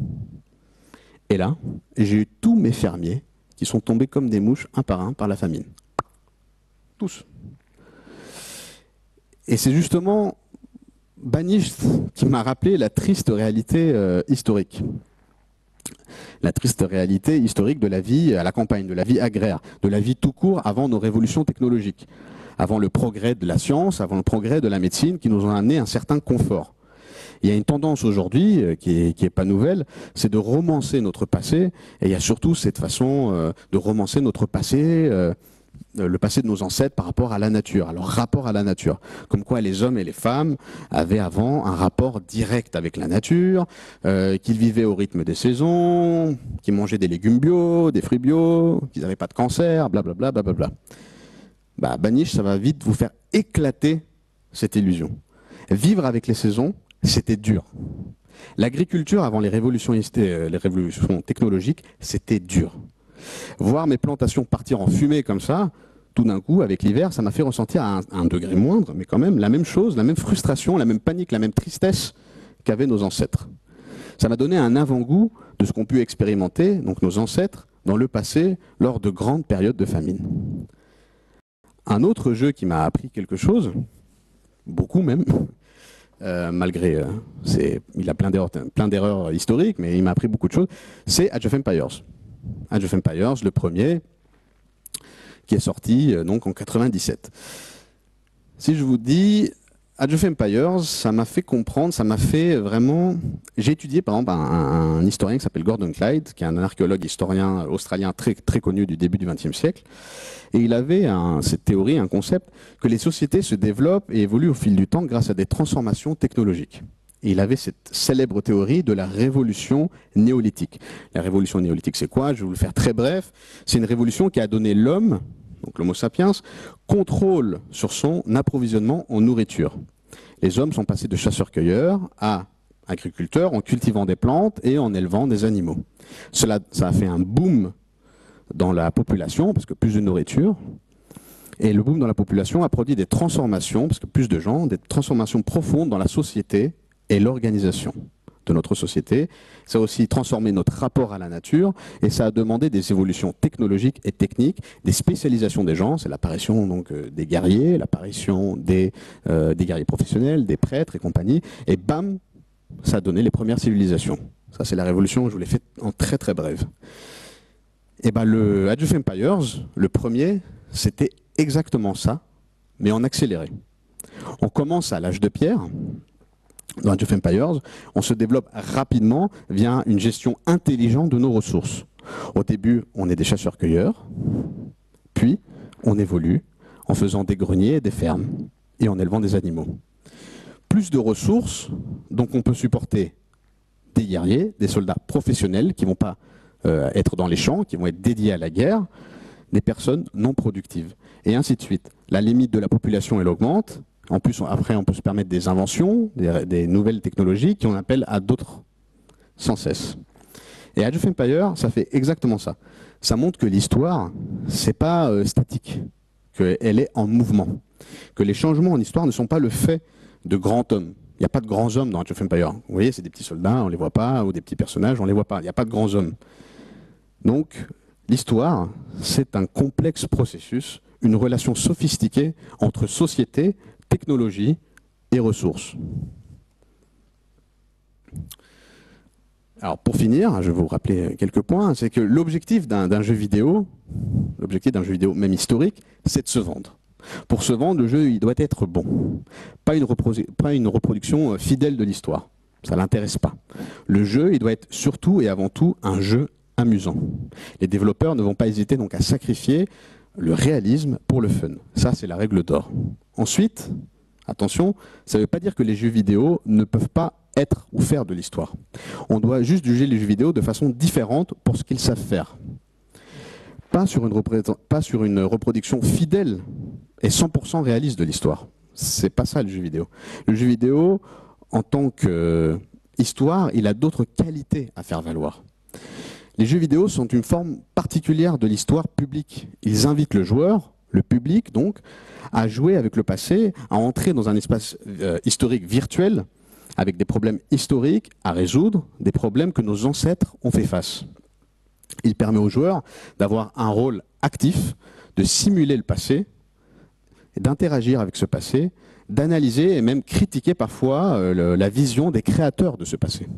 Il y a des sites entiers, des blogs entiers, justement, de passionnés qui critiquent ou qui analysent la reproduction, la représentation du passé dans certains jeux. Les jeux vidéo, que ce soit une forme d'histoire, il y a un débat. Ça, c'est clair. Mais il n'y a pas doute aussi que les jeux vidéo ont ramené des centaines de milliers, pour ne pas dire des millions de joueurs vers l'histoire. Plus que n'importe quel autre médium, plus que les films ou les séries, ce sont les jeux vidéo, ces dernières années, qui ont popularisé l'histoire. Ils ont encouragé des milliers de joueurs à approfondir leurs connaissances, à lire des bouquins d'histoire, à prendre des classes, à aller peut-être même à l'université. Si moi j'ai fait des études d'histoire, c'est en partie à cause des jeux vidéo. Même en grande partie même. Assassin's Creed, par exemple, c'est très connu. Les Assassin's Creed, à chaque fois qu'ils sortent, il y a un engouement des joueurs pour la période dont le jeu met en scène. À chaque fois, il y a plein de bouquins qui se vendent parce que justement Assassin's Creed sort et les joueurs se disent « Ah, ça m'intéresse beaucoup, donc je vais en apprendre plus, je vais aller encore plus loin. » Et donc il faut encourager les gens à jouer aux jeux vidéo historiques. Parce que c'est une possibilité d'améliorer et d'étendre sa compréhension de l'histoire. C'est pas seulement pour les joueurs, c'est pas seulement pour les étudiants. Les jeux vidéo historiques, les jeux vidéo en général, c'est pour tout le monde. Pour moi, les jeux vidéo, c'est une forme de pratique populaire de l'histoire, puisqu'elle est ouverte à tout le monde. Est-ce que les jeux vidéo permettent d'apprendre l'histoire? La réponse est encore nuancée aujourd'hui. Est-ce que les jeux vidéo, par contre, nous permettent de mieux comprendre l'histoire? Clairement. Et c'est ça le plus important. Merci.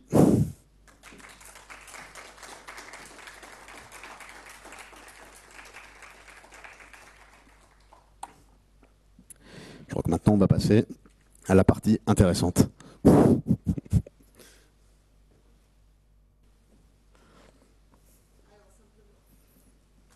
Ah oui, d'abord les questions. Vous avez des questions?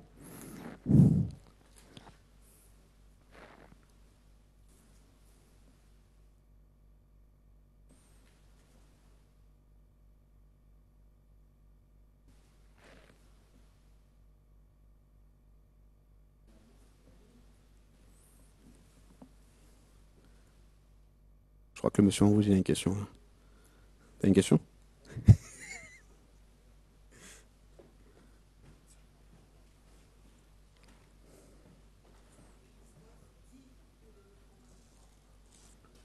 Le micro ne marche pas. Les micros ne marchent pas, les micros pour le public. Mais si vous parlez assez fort, peut-être que je peux entendre la question.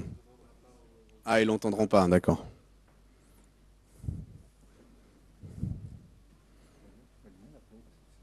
Bien sûr.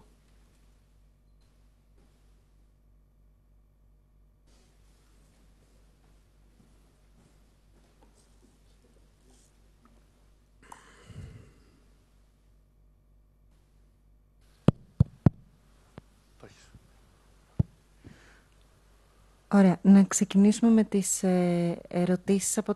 Nous allons commencer par les questions qui sont posées sur les médias sociaux. Une question concerne la question des sous-titres dans les jeux vidéo. Une question, comment comprendre l'histoire s'il n'y a pas de sous-titres? Comment comprendre l'histoire si ce n'est pas sous-titré et surtout si c'est dans une langue qu'on ne maîtrise pas?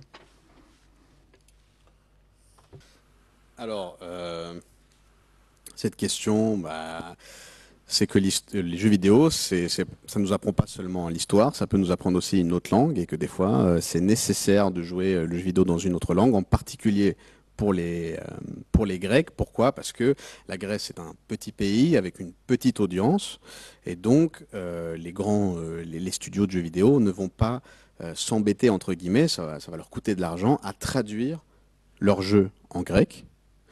Et donc c'est tout simplement un coût pour eux, un coût qui n'est pas viable parce que c'est tout simplement une petite audience. Voilà. Donc comment? En apprenant une langue qui est présente dans le jeu, tout simplement. Ah, oui. Επόμενη ερώτηση. Je peux juste rajouter un petit truc. Dessus, justement les jeux comme là, il parle de sous-titres, mais c'est vrai que les jeux textuels ou les jeux où il y a beaucoup de texte ou simplement du texte, c'est plus facile de les faire dans une autre langue, même si ça a un coût. Hein, c'est pas donné. Les traducteurs en tout cas bien fait, parce que c'est sûr on pourrait faire sur Google Traductor. Il y en a plein de studios qui le font avec le chinois. Mais quand il y a des dialogues, on se rend pas compte. C'est un coût immense les dialogues et on peut pas les traduire dans toutes les langues. C'est pas possible. Tout simplement, ça coûte beaucoup d'argent, c'est beaucoup de travail en plus, donc c'est pas possible. Par contre, dans le cas d'Assassin's Creed Odyssey, peut-être qu'ils pensaient à ce jeu-là qui effectivement n'est pas disponible en grec. Dans le cas d'Assassin's Creed Odyssey, le casting en anglais, et c'est important de préciser que le casting en anglais, c'est des Grecs. Ça veut dire qu'il y a beaucoup de Grecs. C'est une grande majorité de Grecs. Et quand ils parlent anglais certes, mais jouer en anglais, vous allez voir, ils parlent anglais avec un accent grec très très prononcé. Et comme je le disais, tous les 5 minutes, ils prononcent le mot malaka, qui est quelque chose de très très commun en Grèce, très utilisé. Et ça, ils le disent dans le jeu. Voilà. Επόμενη ερώτηση που έχουμε λάβει σχετικά με τον εκπαιδευτικό. Question suivante, le jeu pédagogique éducatif des jeux vidéo. Pensez-vous qu'ils peuvent être introduits dans l'enseignement comme un cours complémentaire dans le cours d'histoire? Est-ce que ça existe déjà en France? Est-ce que ça se fait, par exemple, en France? Est-ce que ça a été introduit dans le système éducatif? Ça n'a pas été introduit de façon officielle. Ça dépend donc des professeurs. Il y a justement une chaîne YouTube qui s'appelle Jeux vidéo et histoire de Romain Vincent, qui est un professeur et un chercheur qui justement s'intéresse à ce sujet et qui a utilisé l'histoire dans ses classes de collège avec des résultats nuancés. C'est pas forcément positif et négatif. Donc je vous invite à regarder sa chaîne pour en savoir plus là-dessus. Donc non, le jeu vidéo n'est pas présent officiellement dans les programmes d'histoire, en tout cas en France. Il y a des pays, je sais, comme la Pologne qui eux ont des jeux vidéo officiellement dans leur programme scolaire, des jeux vidéo notamment comme Pharaon, dont on a parlé avant, le jeu de gestion de city building au temps de l'Égypte ancienne. Et ben eux, les Polonais, les jeunes Polonais, ils ont ce genre de jeu dans leur programme scolaire. Donc ça existe dans certains pays déjà. En France, c'est pas encore le cas. Est-ce que ça peut être le cas dans le futur? Oui, probablement.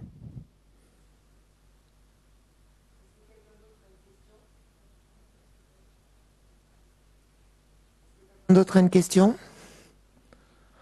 Eh bien, on va passer à la deuxième partie et puis finir ensuite.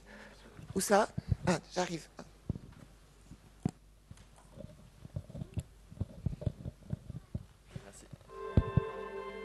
J'ai été frappé en fait dans votre présentation par la diversité des styles et des ambiances qu'il pouvait y avoir dans cette catégorie de jeux vidéo historiques. Et je voulais savoir si d'après vous, il y avait une tendance généralisée à plus de réalisme, aussi bien historique et graphique, même si vous avez bien dit que l'aspect historique pouvait être sacrifié dans certains cas, mais s'il y avait quand même une tendance qui se dégageait au fil du temps vers plus de réalisme en général.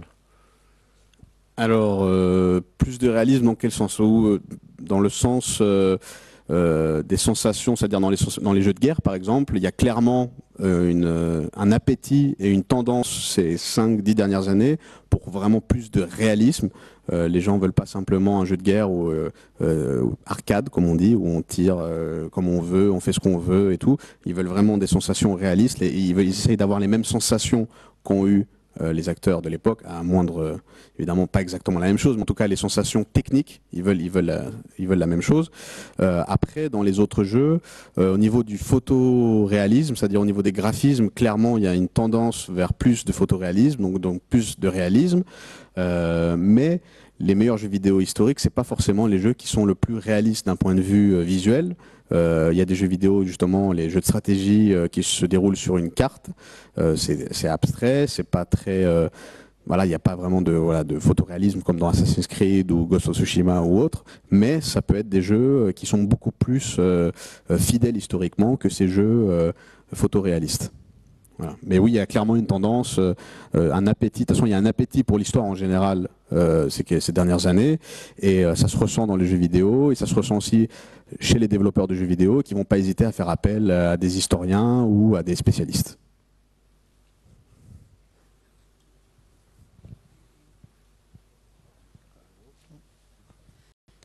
D'autres questions?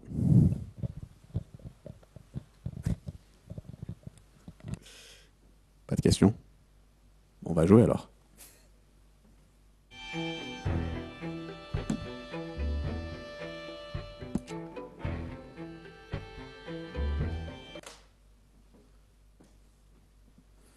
Il y en a combien ici qui ont déjà joué à Assassin's Creed? Est-ce que vous pouvez lever la main? Ah ouais, d'accord. Comme quoi? Majorité, presque.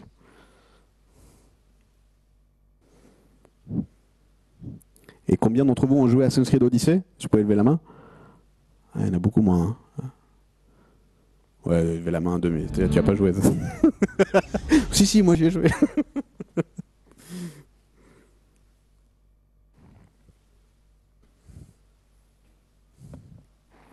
Alors là, on va faire ce qui s'appelle le Discovery Tour, parce que dans Assassin's Creed, il y a le jeu, et il y a ce qu'on appelle le Discovery Tour, qui est un sorte de musée virtuel, on va dire, mais vivant, qui retire toutes les composantes violentes du jeu, c'est-à-dire il n'y a pas de combat, il n'y a rien, c'est vraiment de la pure exploration et de l'apprentissage. Voilà, c'est le Discovery Tour qui va essayer de, via l'exploration, de vous apprendre en tout cas, de vous présenter certains aspects de l'Antiquité grecque.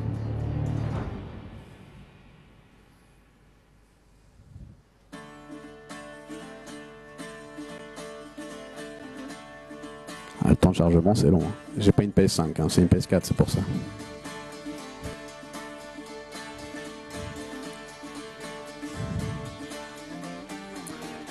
Bon ouais, l'image là, ouais, c'est pas très historique, Poséidon et tout, mais c'est parce que Assassin's Creed, je le rappelle, ça reste le jeu, le scénario du jeu, c'est un jeu de science-fiction dans un univers historique. Hein. Pour ceux qui ont déjà joué à Assassin's Creed, ils savent de quoi je parle. Et là, on va faire le Discovery Tour. Enfin, je vais passer la manette dans le public parce que je vais vous laisser jouer au Discovery Tour et explorer l'Athènes pendant l'âge d'or d'Athènes, l'âge de Périclès. Qui veut jouer, qui veut explorer, enfin jouer, oui. Qui veut explorer Athènes en premier? Direct. Ah, priorité aux enfants. Je sais que t'es un grand enfant, mais...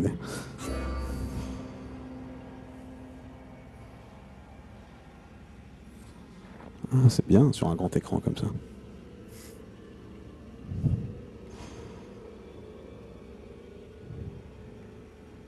Il me faut le même. Ouais, c'est lent. Hein. Ah, c'est très très lent. Hein. On va faire une blague alors. Qu'est-ce qui est jaune et qui attend? Jonathan. Ouh, c'est nul. C'est très très nul. Très très très nul. On va faire une blague historique alors, un peu limite. Ouais, c'est long le temps. Pourquoi Churchill a battu Hitler? Parce que les ciseaux battent la feuille. C'est toujours pas fini le temps de chargement presque. Je suis à court de blagues là. C'est long. Hein. Si Ubisoft vous m'entendez, vous pouvez m'envoyer une PS5, ça ira plus vite.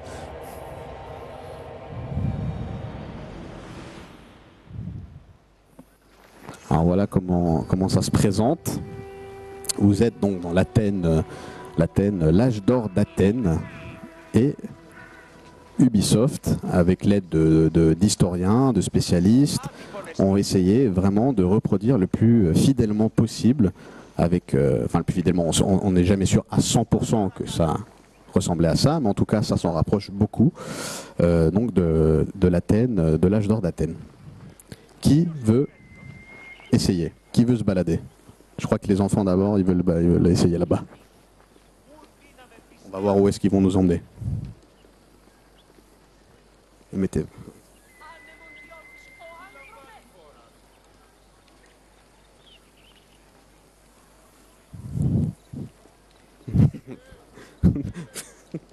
Tu peux jouer de là hein.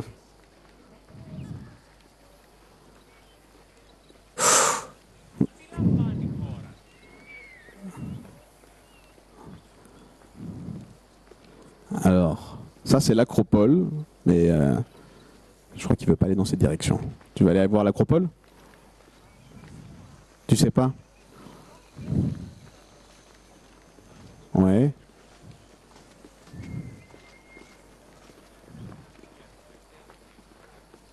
Tu vas monter sur l'acropole? Allez. Donc il va vers l'acropole. Ça, c'est les. Vous vous souvenez là, c'est la partie, c'est les escaliers hyper fatigants quand vous montez l'acropole. Bah c'est ça.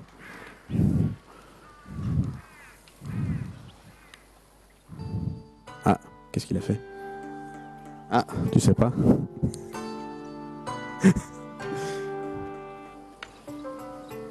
Alors, normalement, quand le jeu marche, parce qu'on peut le voir, il y a un problème, il y a une voix qui vous explique des choses, donc, qui est Mais là, apparemment, ça marche pas. La voix n'est pas là. Je sais pas pourquoi. C'est jamais arrivé avant. Mais normalement, il y a une voix là. Donc là, il y a les sous-titres. Mais là, apparemment, donc là, ça vous explique sur qu'est-ce qu'était le temple d'Athéna Niké. Qui signifie l'Athéna victoire, hein, d'où le signe de Nike. Voilà. C'est Nike, en fait. Voilà. Si tu le passes, vas-y. Rond.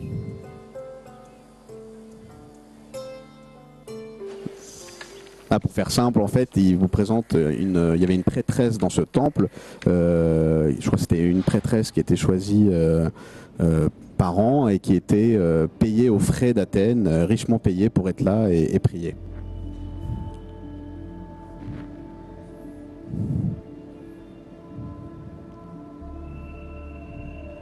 Appuie sur croix.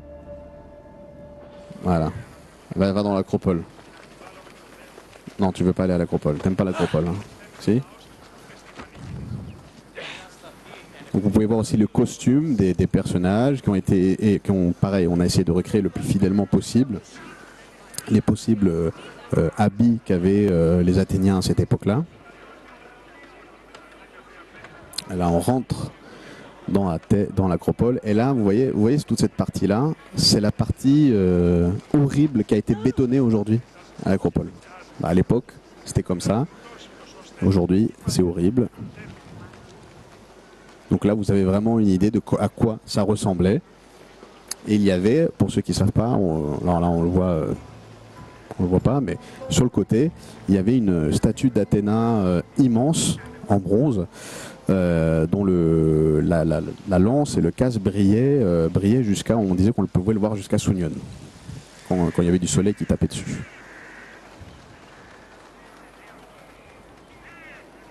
C'est quand même beaucoup plus joli à l'époque qu'aujourd'hui, hein. Ça ressemble à... Est-ce que tu vas rentrer dans le Parthénon?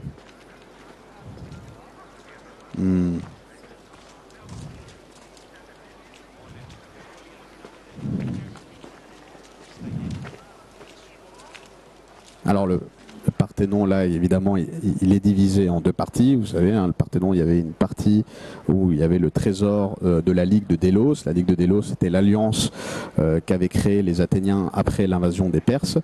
Et à la base, le trésor de cette alliance était gardé sur une île. Et les Athéniens ont décidé de tout ramener à Athènes.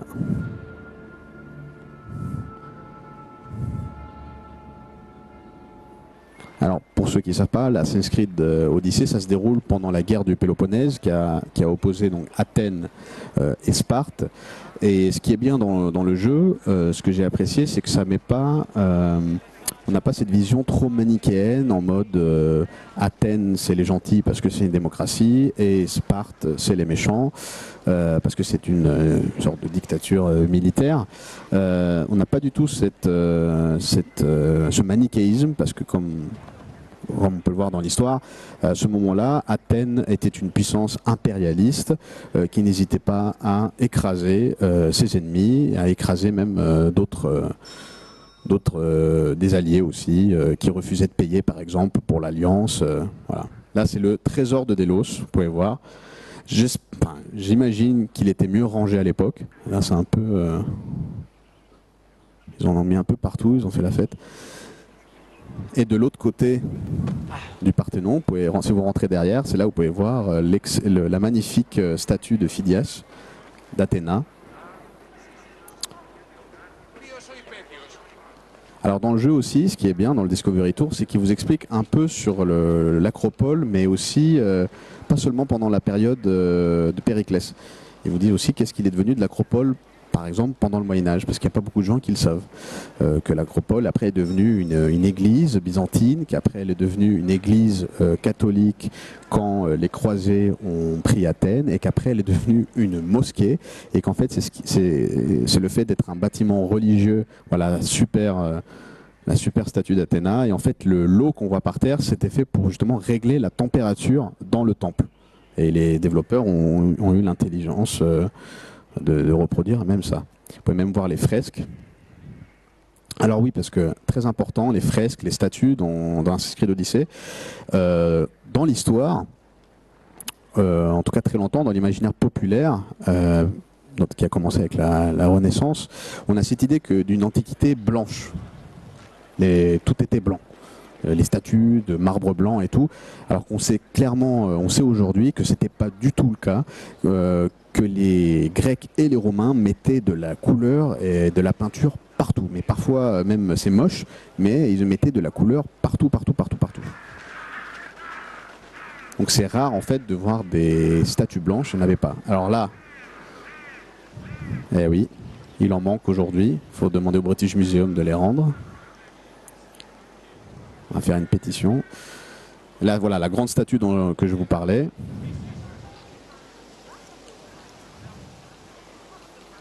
Si vous allez sur la droite aussi, donc justement,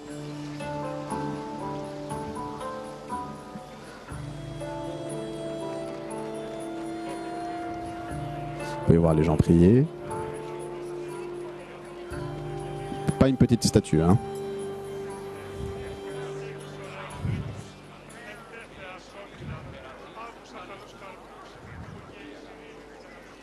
Quelqu'un d'autre veut essayer? Et comme vous voyez, voilà, il n'y a pas de combat et tout, c'est vraiment de l'exploration d'un monde ouvert, avec parfois, si vous voulez, il y a dans plusieurs catégories, une narration. Ah, lui carrément, il prend l'aigle.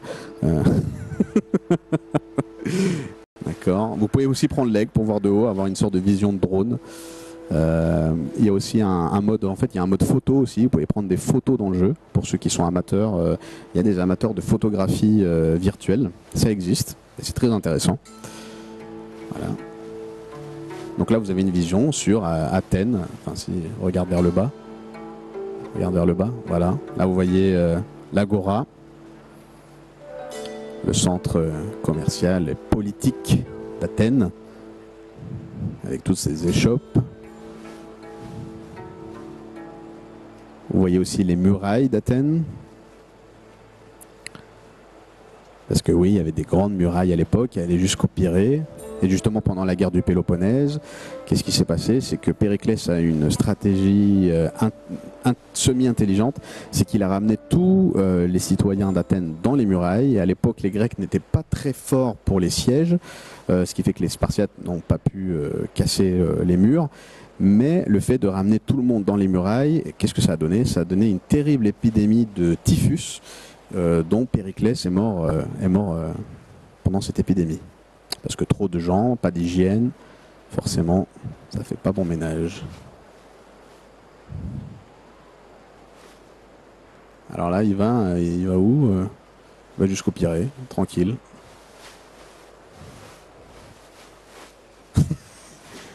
En fait, je crois qu'il sait pas du tout ce qu'il fait. Là, il fait genre, il contrôle l'aigle et tout, mais il sait pas comment revenir au personnage. C'est ça? Voilà, j'en étais. Est-ce que quelqu'un peut lui montrer?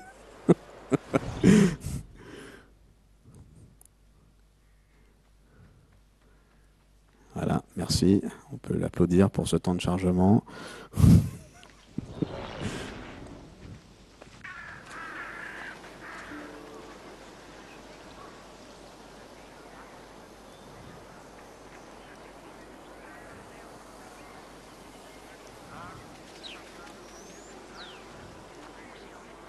Il est perdu. De l'autre côté, on peut voir le temple d'Artémis, là-bas, sur la droite. Ouais, et tu tournes vite.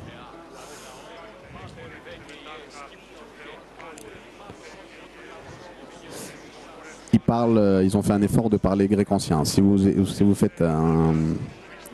écoutez les personnages, les PNJ qu'on appelle, donc les personnages non jouables, ils parlent grec ancien. Là, ils sont en train de prier Athéna. Donc là, on part, on part de la groupe. Ah, ça y est, ils ont refait une bêtise. Ah, c'est encore lui. Vous pouvez donner la manette à quelqu'un d'autre? Si. Enlevez-lui la manette, s'il vous plaît. C'est rond pour passer, vite. Ouais, ils vont expliquer plein de choses là. Voilà.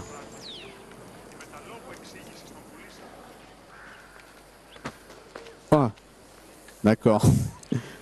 Ouais, pourquoi pas. Ah, il l'a évité là.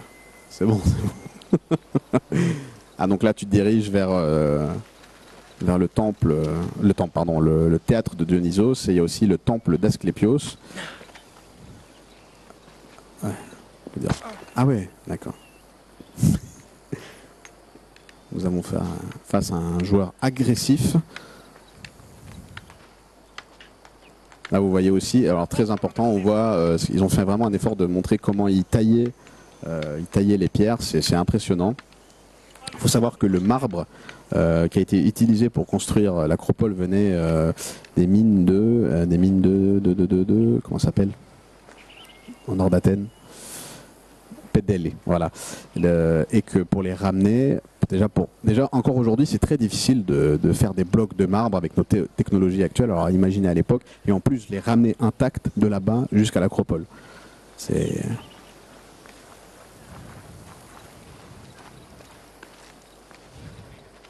ouais, si tu descends en bas, en fait, il y a voilà le fameux temple de Dionysos qu'on peut voir aujourd'hui. Et plus haut, il y a le temple d'Asclépios. Et en fait, pour les Athéniens, c'était tout un processus. Ça allait ensemble, le théâtre et le temple d'Asclépios. Je ne sais pas s'ils ont mis les cavernes, parce qu'il y a des cavernes en haut du temple où c'est là où on mettait les patients, les malades. Et on leur faisait fumer des trucs un peu bizarres. Et ils voyaient Asclépios dans leurs rêves et ils étaient guéris le lendemain. De toute façon, c'est sympa comme médecine. Ça c'est le temple, ça c'est le pan. Je vais réussir. Non, ça c'est les statues. Elles les ont pas mis.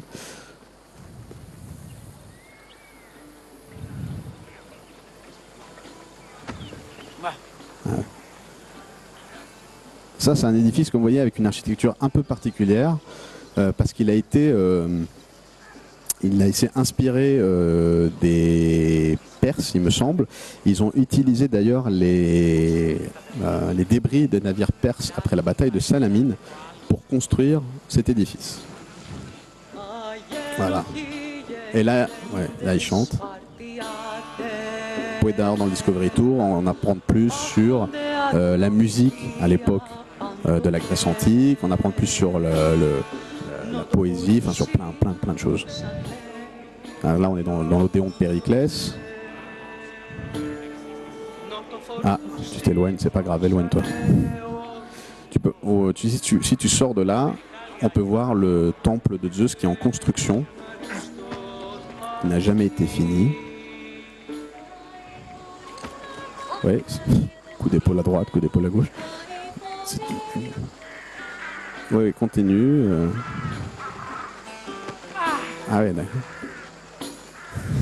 Très violent. Voilà, le fameux temple. Alors, en vrai, il était un peu plus loin. Et là, ils l'ont mis un peu plus près parce qu'ils n'ont pas reproduit non plus Athènes à l'échelle 1-1. Sinon, ça serait beaucoup trop long. Et surtout, très long aussi pour le joueur à explorer. Donc ça, c'est le temple de Zeus que vous pouvez voir aujourd'hui, après la porte d'Adrien. La porte d'Adrien, évidemment, qui n'est pas là, hein, c'est l'époque romaine. Donc là, il est en construction.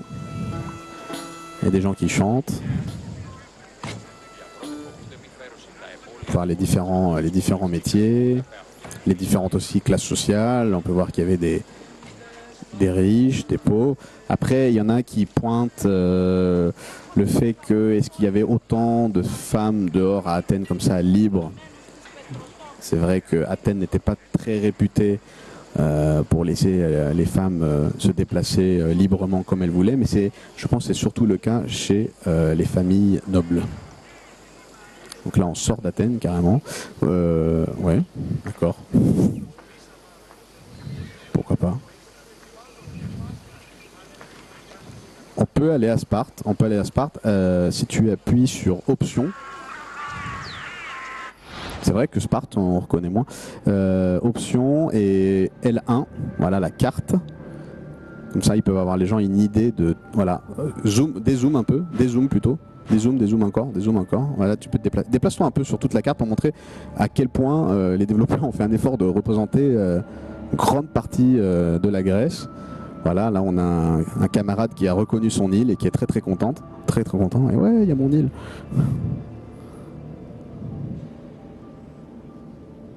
On peut se déplacer sur toute la carte. Toute la carte, là, que vous voyez, elle est, on peut y avoir accès.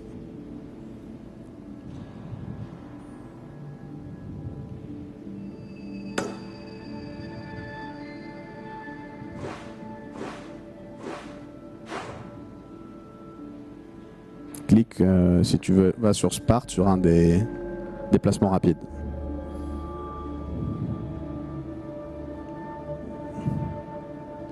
Voilà, clique là.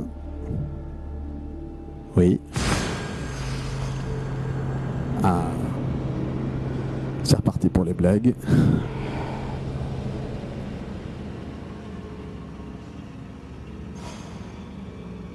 C'est qui joue?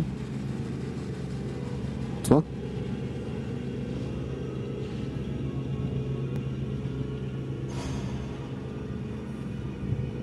Est-ce que vous avez des questions sur le Discovery Tour? Non? Oui? Non.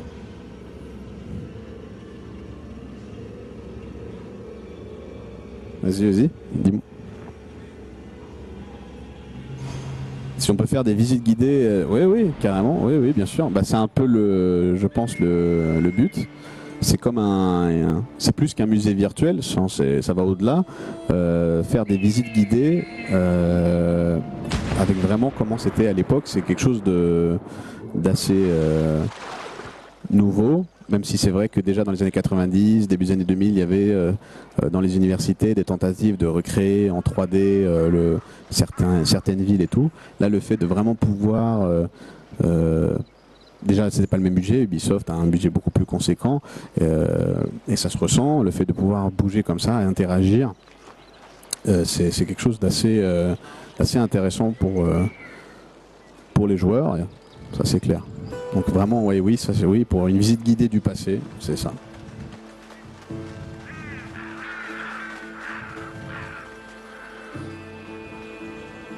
Ah, vous êtes, c'est Sparte.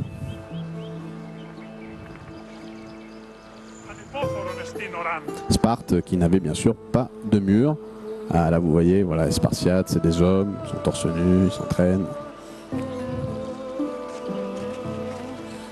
Ah, ça c'est une bonne question. C'est vrai qu'ils avaient des dialectes différents, qui parlaient pas du tout, pas exactement de la même façon.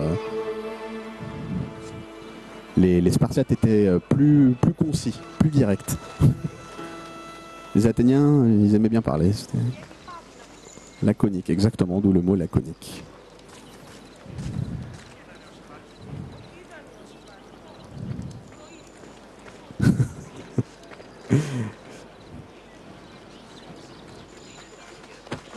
Ah oui. Il faut peut-être pas faire ça chez les Spartiates, par contre.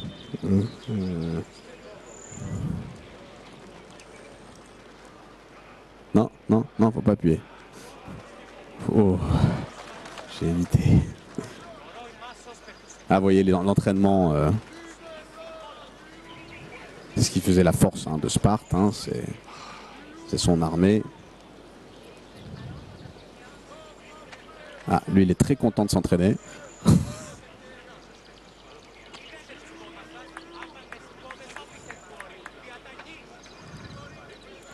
Quelqu'un veut la manette? Un dernier petit tour? Non? Hein? Allez, il veut aller voir son île. C'est pour ça qu'il est venu en fait. Donc, option, carte.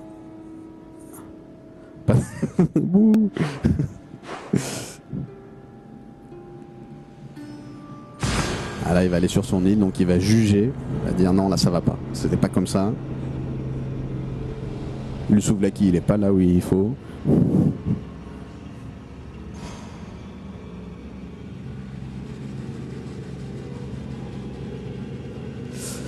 Ah, les temps de chargement. Ah, c'est rapide là. Ah, parce que c'est une petite île, je vais pas dire le mot que t'as dit. C'est joli. Pas dire. Alors c'est comme ça ton île? Il n'y a pas de végétation comme ça? C'est comme ça? Ah.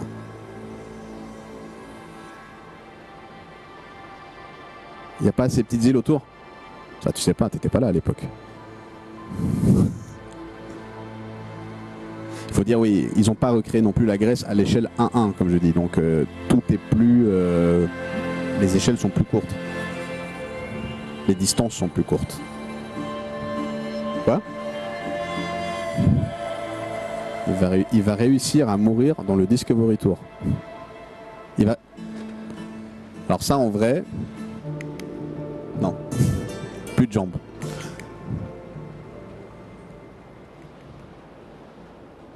Donc elle est comme ça ton île vraiment? Il n'y a rien comme ça? C'est... Ah ouais. Et tu passes tes étés là-bas?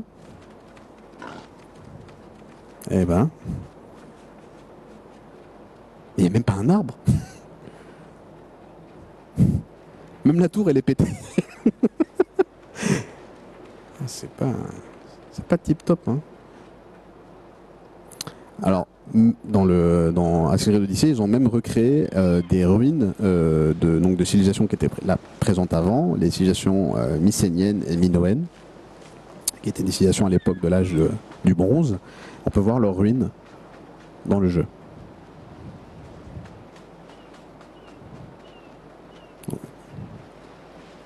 Ah, il y a quelqu'un. C'est peut-être ton ancêtre.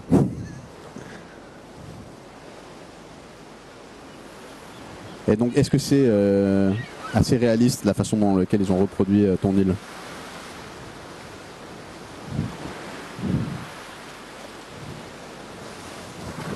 Donc au niveau de la végétation, oui, l'ambiance donc. Après, est-ce que tu as fait le tour de l'île? Peut-être qu'il y a des plages un peu plus belles.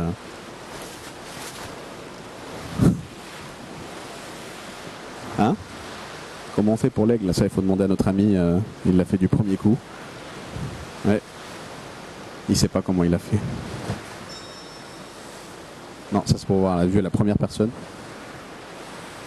Alors fais quelque chose qu'on fait. Voilà.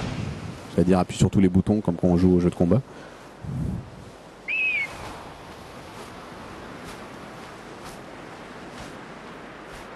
C'est vraiment une île déserte quand même. Hein. Ça existe? Ça existe vraiment? Ah ouais, d'accord, ok. Comme quoi?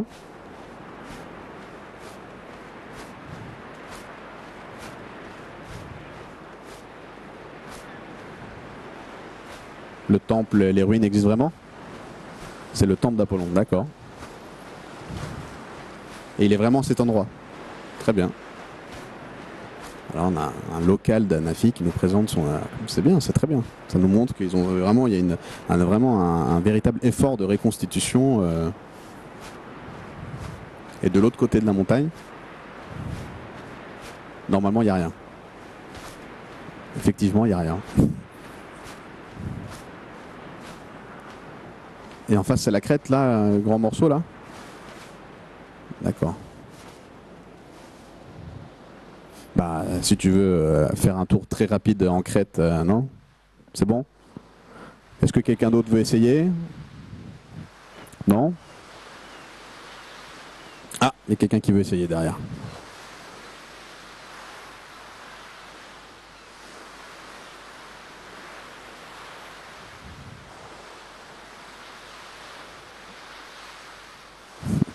Tu sous-estimes le pouvoir de PlayStation. Est-ce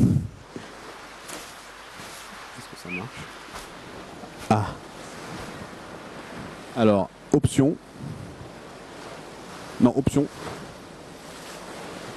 Il n'y a plus de bouton start depuis L1. Donc vous allez sur la carte. Voilà. Et là, vous vous déplacez sur la carte. Et quand vous voyez l'aigle vert, vous appuyez sur déplacement rapide. Ouais, là ça se part. Vous pouvez aller où vous voulez en fait.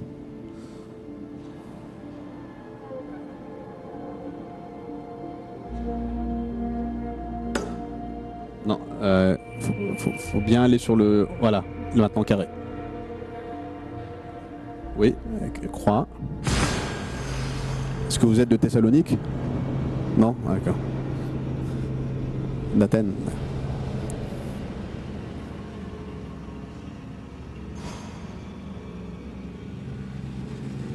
C'est quand même bien de jouer sur un écran comme ça. C'est bien, hein? Faut le même à la maison, faut le dire à ton papa.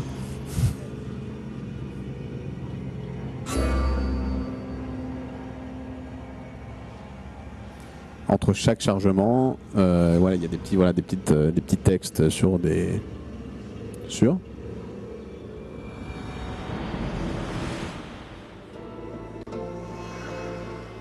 ouais.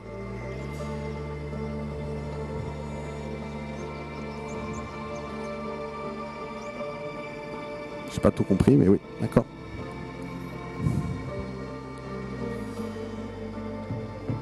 Donc là, on est en Macédoine. Le royaume de Macédoine, sauvage. Avant l'époque, évidemment, donc d'Alexandre le Grand et de Philippe. Hein, avant que la Macédoine devienne un grand royaume. Et aussi, ce qu'ils ont fait, il y a un véritable effort, c'est que les biomes, c'est-à-dire la végétation et tout, est différente. Comme c'est le cas vraiment si vous allez dans le nord de la Grèce, vous allez sur les îles, que ce soit les îles Cyclades ou les îles de l'autre côté, c'est pas exactement les mêmes, la même végétation. Ah oui, ah bah monsieur c'est joué, non, bah, non allez-y.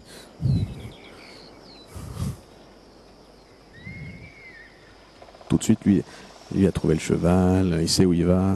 En fait il sait où il y a le trésor, il y va direct.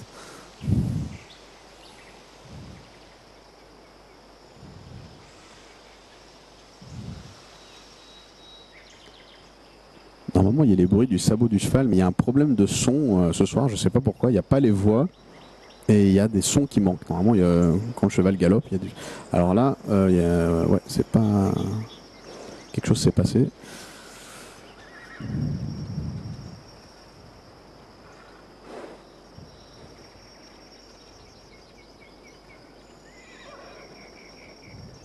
Et la reconstitution des maisons de l'époque.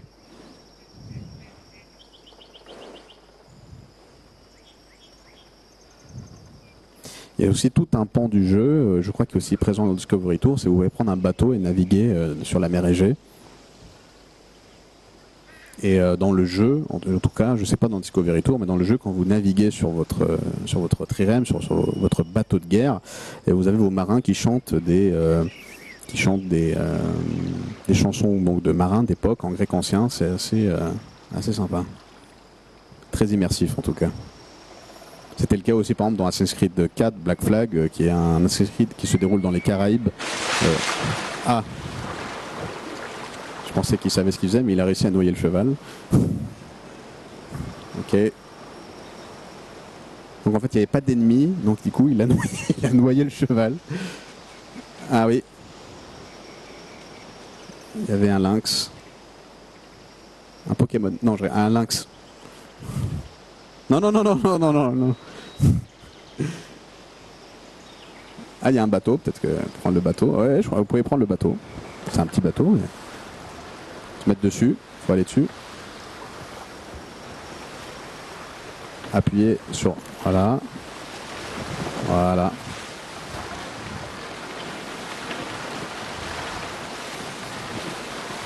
Alors c'est un tout petit bateau. Mais dans le jeu, vous pouvez prendre un bateau beaucoup plus grand, comme je vous dis, une trirème. C'est plus impressionnant.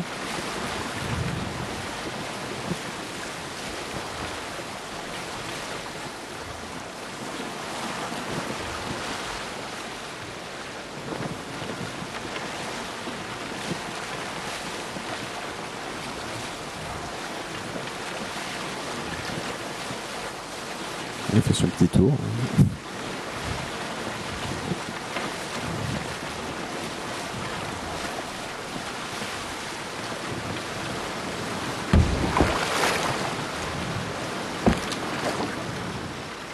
C'était fait exprès ou... Ouais.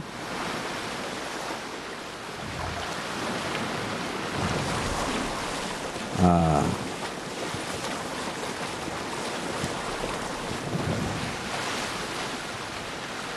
a l'air d'être un camp fortifié.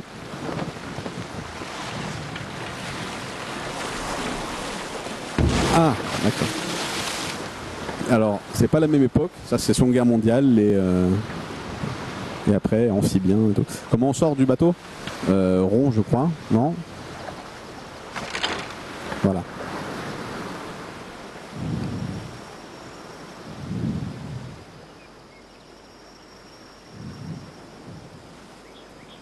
J'ai entendu c'est This is Sparta ou un truc comme ça. Oui, c'est un camp militaire spartiate. Ouais, d'accord. Donc là, dans le Discovery Tour, on a désactivé, parce que dans le jeu, là, en fait, il vous aurait déjà mis 2 coups d'épée, mais dans le Discovery Tour, il va rien vous faire. C'est un... ouais. Il est... ouais.